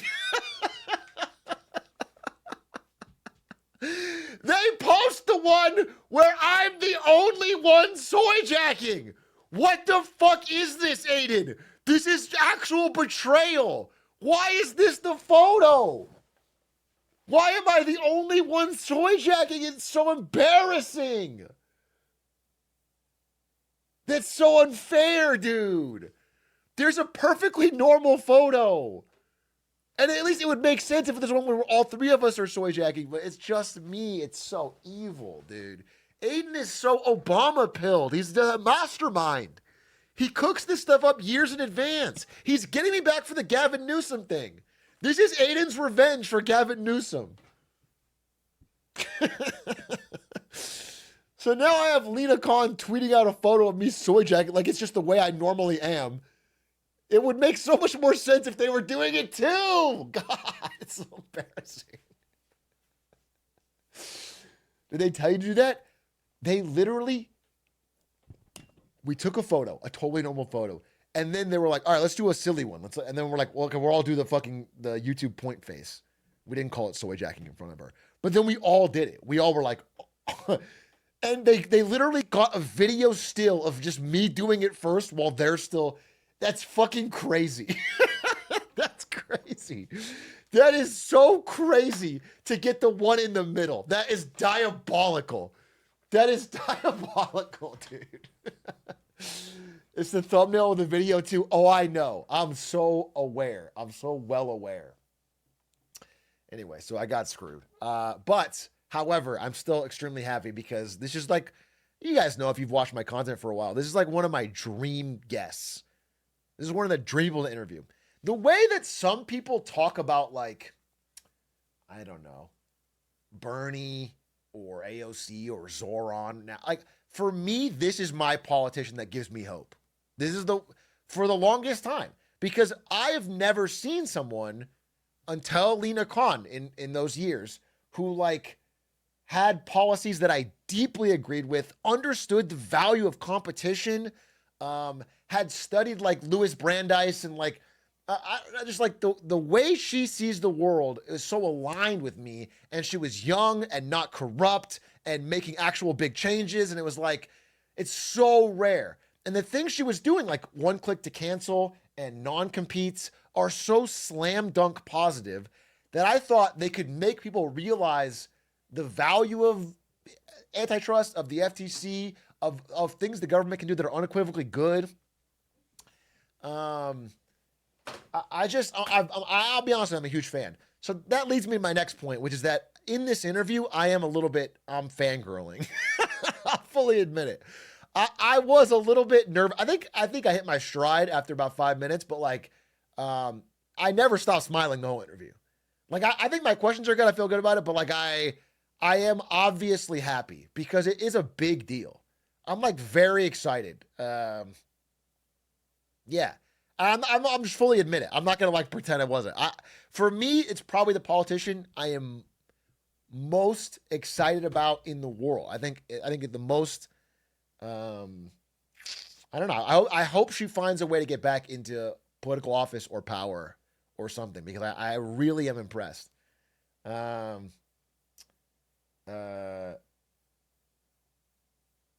it was an awesome guest. I had an idea the morning of the interview. So worth saying, like I flew out there. We all flew out the day before. There was this massive fucking storm in New York. Massive storm. So all the flights into New York are delayed. And so Aiden flies in first. He leaves earliest in the morning. He's delayed 2 hours. Finally gets there. He's texting us. He's like, dude, I'm stuck on the tarmac for hours. It's storming. It's raining. They can't deboard us. We're stuck. And I flew out later because I wanted to wake up later. So I'm like, haha, idiot. Should have taken the later flight, dumbass. And so I get on the plane in LA way later. And I fall asleep insta because I'm the go-to falling asleep on planes. And when I wake up, I'm on the tarmac. And I'm like, oh, I'm here. That was fucking easy. Aiden sucks. And I look out the window and it's bone dry. And I'm like, dude, I'm texting Aiden like, you said there was a storm? Bro, I'm here. It's easy. And the captain's talking, Newark, whatever. And then I'm like, all right, let me figure out what my Uber is to get to the hotel. I check my map and it's like, huh, that's weird. I refresh it again. It says I'm in Virginia. Instead of Newark, New Jersey, I'm in Norfolk, Virginia.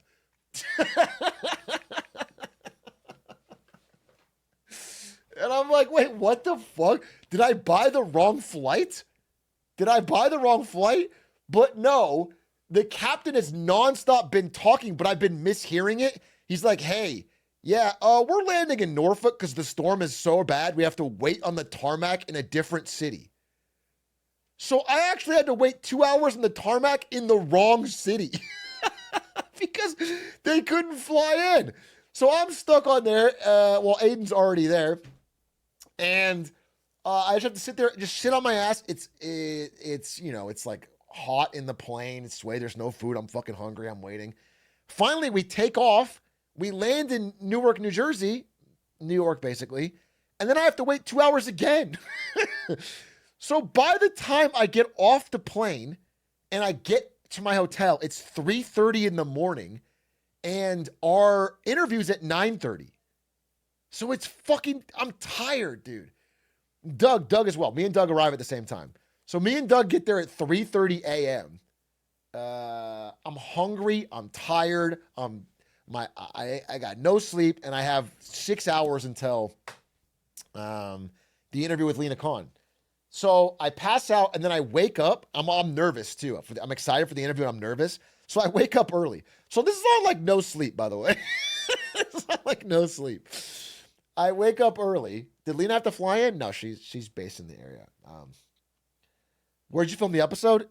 We bought a studio. We rented a studio in New York. Dude, it was crazy. As we show up to the studio, they're filming an episode of Monica Lewinsky's podcast.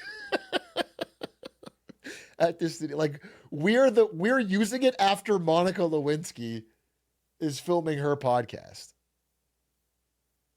She had just done an episode with Miley Cyrus. I don't know who she was interviewing this time.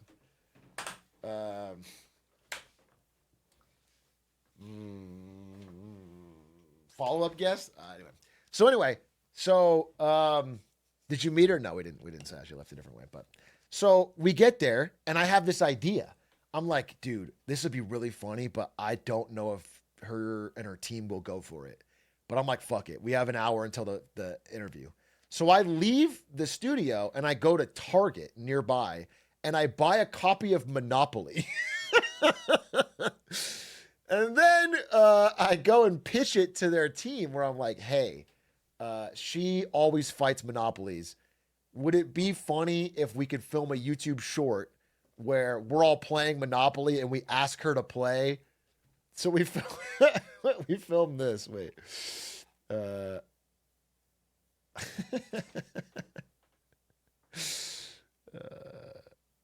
Cinema. Where's the? I want the full one.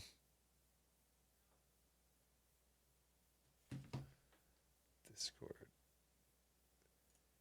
And to my crazy surprise, she goes for it and her team goes for it. Thank God.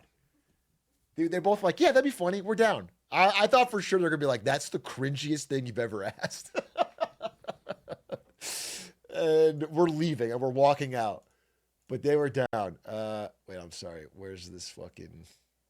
It was to Perry. I sent it. Perry? Yeah, here it is.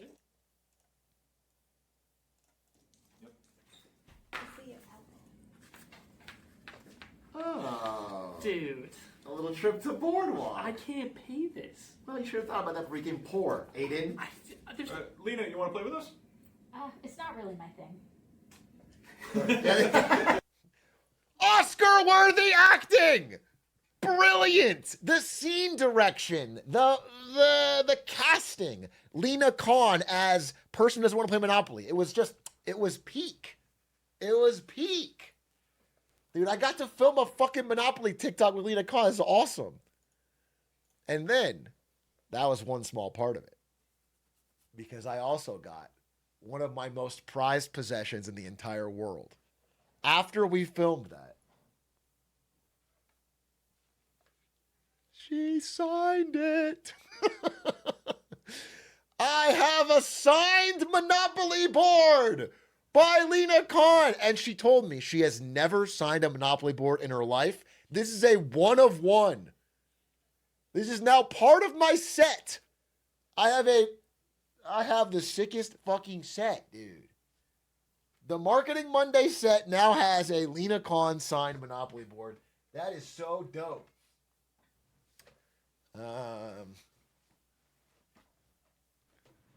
Connor's charity auction. I'd rather blow my shit off smooth than give $1 to charity. Okay? This is my ultimate item. I'm not putting this at the auction, dude. I'm not putting this. This is priceless to me. Anyway, Lena Khan signed the Monopoly board, and then we do the interview. Again, I'm super stoked to have her there. We all prepped. Aiden, Doug, and I, we spent like an hour before just talking through a question. I think I feel very good about the questions we asked. You know, sometimes we talked over each other a little bit or whatever, but one thing I do want to say, big shout out to Aiden. If you watch the interview, you know, we're asking our questions and it's very like ask questions, she gives answers. And then like 3 minutes in or something, Aiden makes a dumb joke, just makes a joke, and she laughs, and then the ice is totally broken. You know? After he makes this, after he's like, I don't remember what he said. I don't even remember what it was, but he makes a dumb joke and she laughed about it and then boom. And it really like opens up the whole interview and I really respected it. And I just want to say shout outs to Aiden. I was trying not to include him because Lena Khan specifically asked to not include Aiden, but it was great. Aiden saved, I mean, it was going to be good either way, but I think he saved the vibe. So big shout outs to him. And of course, Lena Khan had some great answers. And I just want to say something. If you're not going to watch the podcast, I fully understand. I want to give you a high level on like, you know, the reason I think Lena Khan and this style of thinking is so awesome, which is like, I just think there's so much evidence that competitive markets bring a huge benefit to regular people. However, her stance and mine is that you really need constant maintenance from smart, thoughtful people that understand these industries to keep the markets competitive. Like you can't just let it go wild. You know, you can't let them run amok because they will find their way around it. Yeah, just the way she approaches the idea of like making sure that those that have this massive lead can't ice out competitors and snowball that advantage to bully regular consumers and whatever competition they have is so important. It's so important. Like the idea of a quote unquote free market does not mean one that is not managed or like, it's like the idea, I think the best way I can explain it is kind of like how basketball or football work, where like on the court, it is like fierce competition. And then everything around that is designed to keep that competition fair. Things like draft picks, you know, for teams that have worse performances. Things like luxury tax. Things like the second apron. All that stuff is around the game to keep the competition fierce. To make it so that there's not one overall dynasty that just buys the refs or buys every top player and never loses. Like European soccer. It's this cage or this network around the competition. And I just find that Lena Khan is one of the few people who can articulately and passionately work towards that. And I think it does so much better than just putting all of the industry in the government's hands, and then also so much better than just completely unregulating it. I think it's like this whole idea that it's like a garden that you have to specifically manage to get the best outcome for people. That if you make the incentive that you have to make the better product to win, people will do that. But if you make the incentive that the best thing you have to do is just buy the politicians or do whatever, then the people will do that. So you have to regulate it. And I find that to be, I don't know, just I'm very passionate about it. And The way she studies history, the way she talks about America's best years for the middle class for growing industry are like the 40s to 70s, where we had strongly enforced antitrust. That the market system worked for people. It's not like we didn't have McDonald's. It's not like we didn't have GE or Ford or big industries, but they were incentivized to win through competition, not through anything else. And it's just awesome. So I hope she finds her way back into politics, and it was an honor to interview her. And then on a smaller level, I think one thing that makes it easier for some people to understand is on a smaller level, Lena Khan supported things like one-click cancel, which if you don't know, I'll just put it one-click cancel. The rule is so simple. It has to be as easy to cancel something as it is to sign up for it. That's it. That is a rule that everyone can get behind. It has to be as easy to cancel something as it was to sign up for it. All that is just a rule that makes the competition fair. Okay? That if you want to sign up for this gym or quit and go to this gym, you should be able to do it. It's a market where you can make your choices. It makes it so the way to have the best performing, most profitable gym is to make the best gym, not to make the one that has the hardest to cancel subscription. We're incentivizing the wrong thing. And so this being a big thing that she proponed, that she pushed for, and of course it's gotten blocked under this new FTC now that she's gone. But like, this is what politicians should work on. Things like this are simple ways to make people's lives better. One thing that did get through, that's talked about in the interview, is that Ticketmaster. The idea that you can no longer hide your fees. You know, that you can like advertise, hey, this ticket will cost $70, and you click it and then it costs $140 because there's fees. You just can't do that anymore. They blocked it. And that is awesome because it lets you choose with full information. To make a market work, both parties have to have complete information. If you can hide it and trick people, then it's not really a free, it's not a free exchange. So these kind of rules are just incredible, and they help make this system fucking function. They make it work for average people instead of just the top. And so, yeah, I don't know if there'll ever be a better guest for me particularly. We have some other really cool guests that are lined up. And in fact, people have reached out after that Lena Khan interview, and we're pretty excited. But for me, it's such a cool guest to get as our first one because I'm a big fan. I wanted to kind of explain why.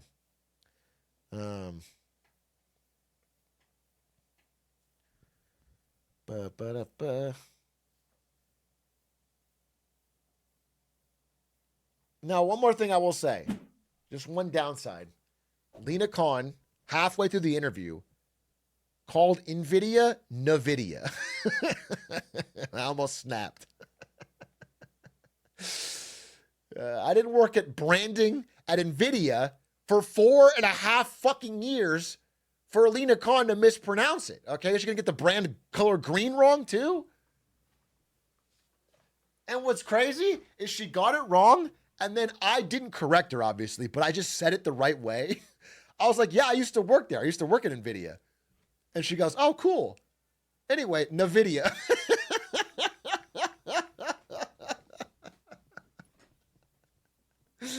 Fuck, dude. I got mogged.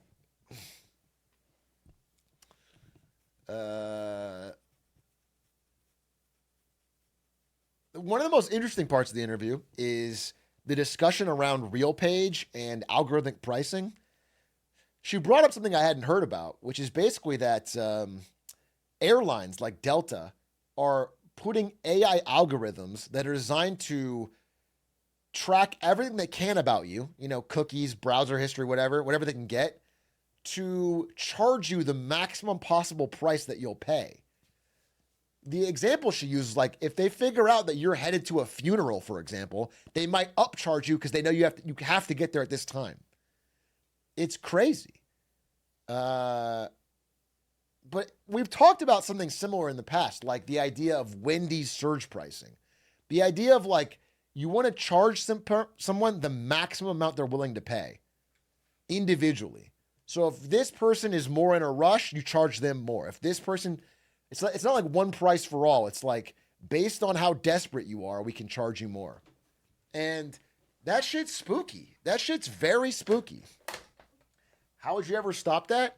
I mean, you could stop it very easily with a well-funded, well-supported FTC that makes, single customer pricing. Pricing that has to be the same across all customers. You can't algorithmically choose a price.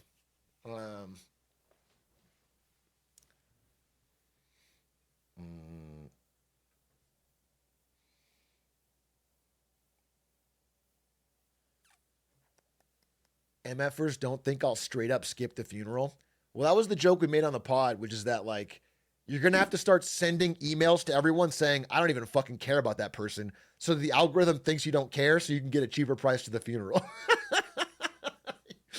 You have to constantly be talking shit about your dead mom so that so that you can get the cheaper flight.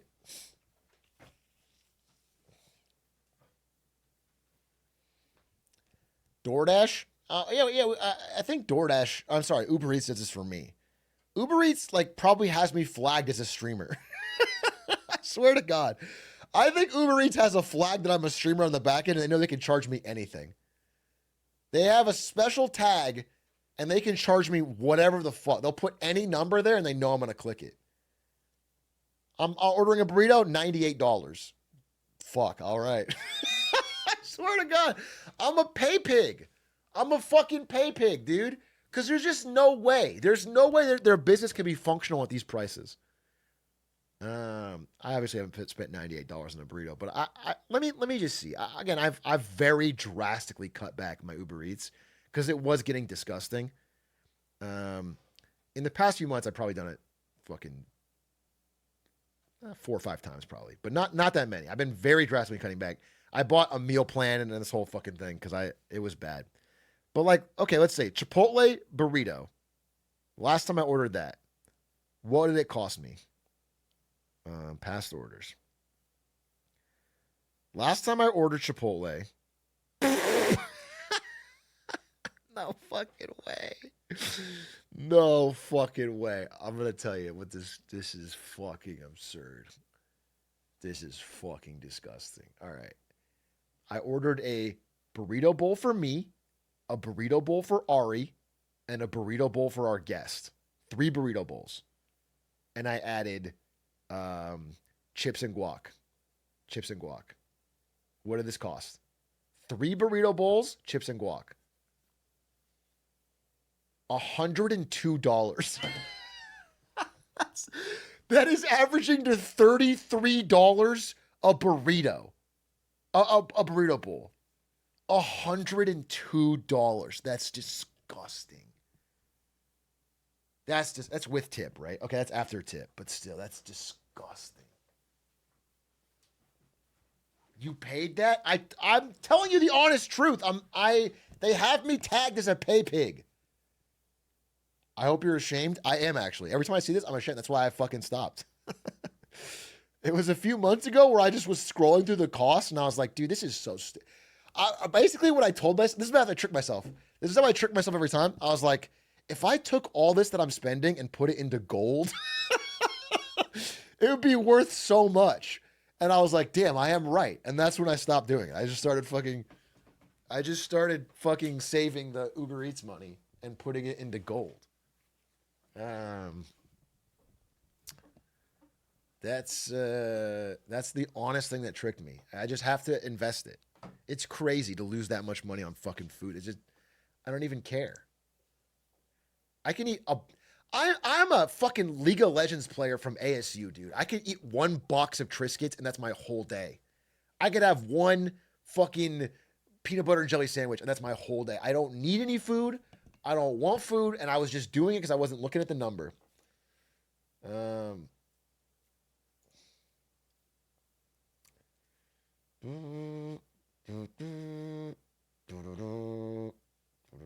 Anyway. Anything else I want to say about Lena Khan other than that it was just a delight. I appreciate that she did that. It was really cool. The interview was everything we hoped. We were all really excited. I think we went out to dinner afterwards and me, Aiden, and Doug were all cheesing. I think especially me and Aiden. Aiden told me before we started the show that was his dream, not to interview Lena Khan, but to get like a real political guest. I think Aiden's always wanted to have like a more serious discussion with somebody real. And he got to do that, and he was very happy. So, yeah,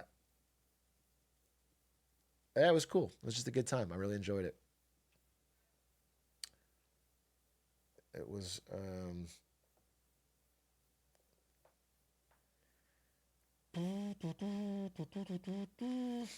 no chili stream? No chili stream, but I did do a IRL stream in New York. And I walked around New York and met some Atrioc stream snipers, actually. Everyone was really nice. And we're probably going to make a video out of it because it was a fun time. I did have dinner with Squeaks, too. We just didn't stream it. And it was actually really funny. So Squeaks was cracking me up, but then he saved none of that for the live stream. Did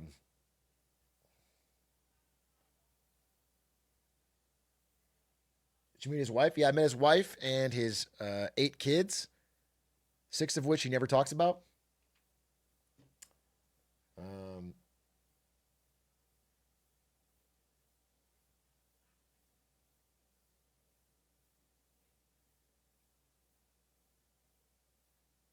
Is there anything else I want to say about Lena Khan stuff? No, I think that was it.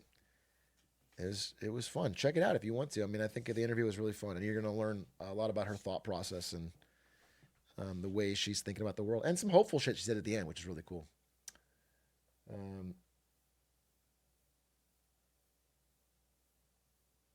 And okay, what else did I want to talk about? Oh, last thing,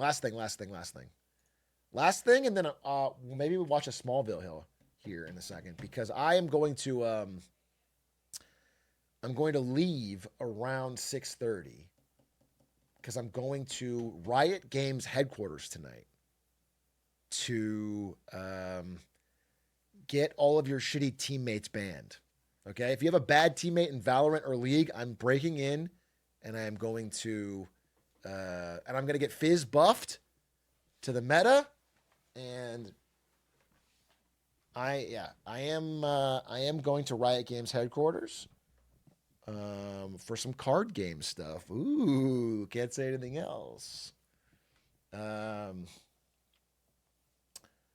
So that'll be cool.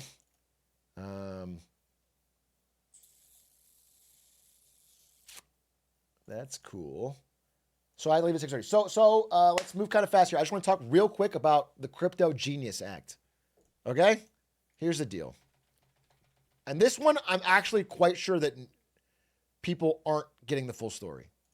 I'm quite sure that there's stuff people need to understand about the Crypto Genius Act. And I was actually explaining. I wasn't explaining this. I was having a cool conversation about this with the.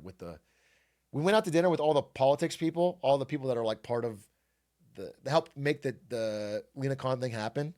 They work in like different campaigns, and we were talking about this and like the behind the scenes stuff of it. And I want you guys to understand. So here's the deal. Can I get the Crypto Genius Act?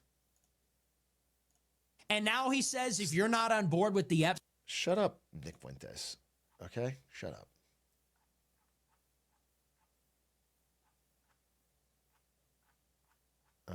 Here it is. Okay. Okay. It's a very important act, the Genius Act. They named it after me, and I want to thank you. It's a very... Donald Trump signed the Genius Act today, named after him, which is about cryptocurrency regulation in the United States. And essentially it promotes stable coins. It moves enforcement of crypto regulation away from the SEC to a more crypto-friendly organization. It's a very pro-crypto act, okay? And again, my understanding is that the SEC was pretty aggressive against crypto during the Biden years. There was a lot of SEC enforcement of crypto scams. All of that has sort of been abandoned, and now this truly makes crypto very hard to investigate. That's all fine and dandy. And again, a big part of this Genius Act existing is the simple math of hundreds of millions of dollars of donations from the crypto industry into politics, okay? A lot of this is just money into politics to get legislation that benefits crypto. If you are part of Coinbase, you are clapping your hands with joy at this regulation, okay? This is just like less crypto regulation, more money in crypto. That's part of it. But the deeper story here is about U.S. debt. And I want to explain something. So, in a country like Japan, right? In a country like Japan, they ran out of other people to buy their debt. Japan has a lot of debt, and they want interest rates to be artificially really low. They pay like 0.1% interest, you know? So nobody wants to buy that. Nobody in America wants to buy that. Nobody in China wants to buy that. Nobody wants to buy that. So what Japan does is they print their own money to buy it, and this is the money printer. They print their own money to buy it, and they force Japanese banks to use a certain percentage, like let's say 20% of their deposits, to also buy Japanese government treasuries. Okay? That's what Japan does. There's laws. If you have your money in the bank has to take 20% of that and they buy Japanese treasuries. Okay? That's the idea. The idea is like they have to funnel the savings of their countries into their debt to keep the country funded. It's the only way to keep this debt machine going for the country. Now, we don't have that law in America, but what's so interesting is that this stablecoin stuff is roundabout becoming that. So if you take your money and you put it into a stable coin, here's the coin, a stable coin. That stable coin takes your dollars and they put it into U.S. treasuries, IOU. That is what they do. So but it's supposedly, Tether doesn't, but the new ones, the ones they're regulating with the Genius Act, they're doing that. So the stable coins are literally a way for crypto, instead of being like outside of the financial system, to become the only way to prop up the current financial system. Like right now, we are having crypto be a way for millions of dollars from banks all over to go into government IOUs. But what's so interesting is that if you are a regular person and you take your money and you put it in a stable coin and they put it in an IOU, you don't even get the interest payment. Like this pays 4.5% interest or more. This doesn't go to you. This just goes to the stablecoin guy. They get to keep that extra yield. You get nothing. So you could have just taken your money and bought an IOU directly and at least gotten interest, but you don't get anything. So honestly, what's actually happening, everyone in crypto is super excited about this, and it will be good for like Bitcoin prices to have all this stablecoin stuff in the banking industry. But what's actually happening is a massive grift of crypto users to fund the government. It is actually a way of turning all of this crypto enthusiasm and hype into a government funding ability to help bring the borrowing costs down on our IOUs. It's sneaky. And again, if you read into what Scott Besson has been saying, he is fully aware of this, and this is the plan. This is like their roundabout way of doing what Japan did to try and keep our debt Ponzi going. It's very interesting.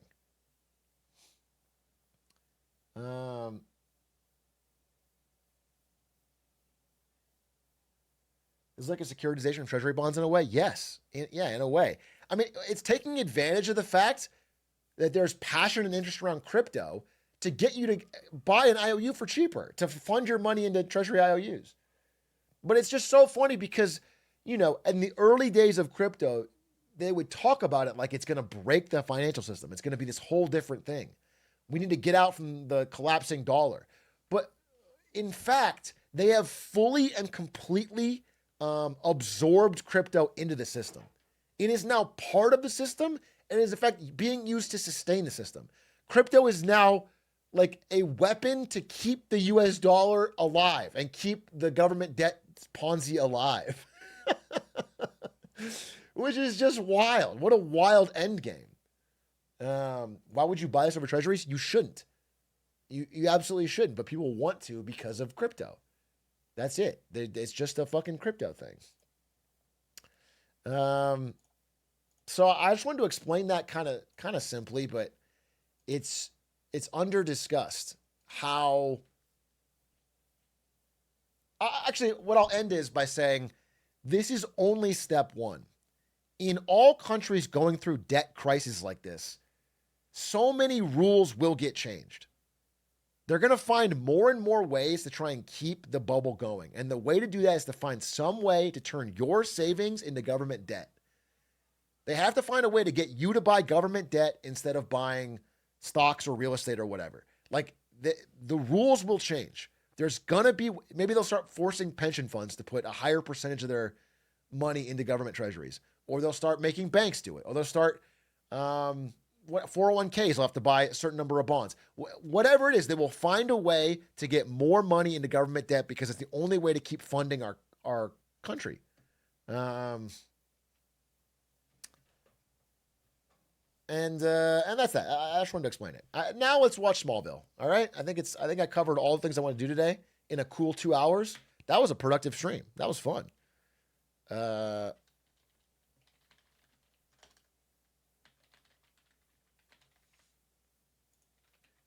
And now I want to do Smallville, and then I have to go.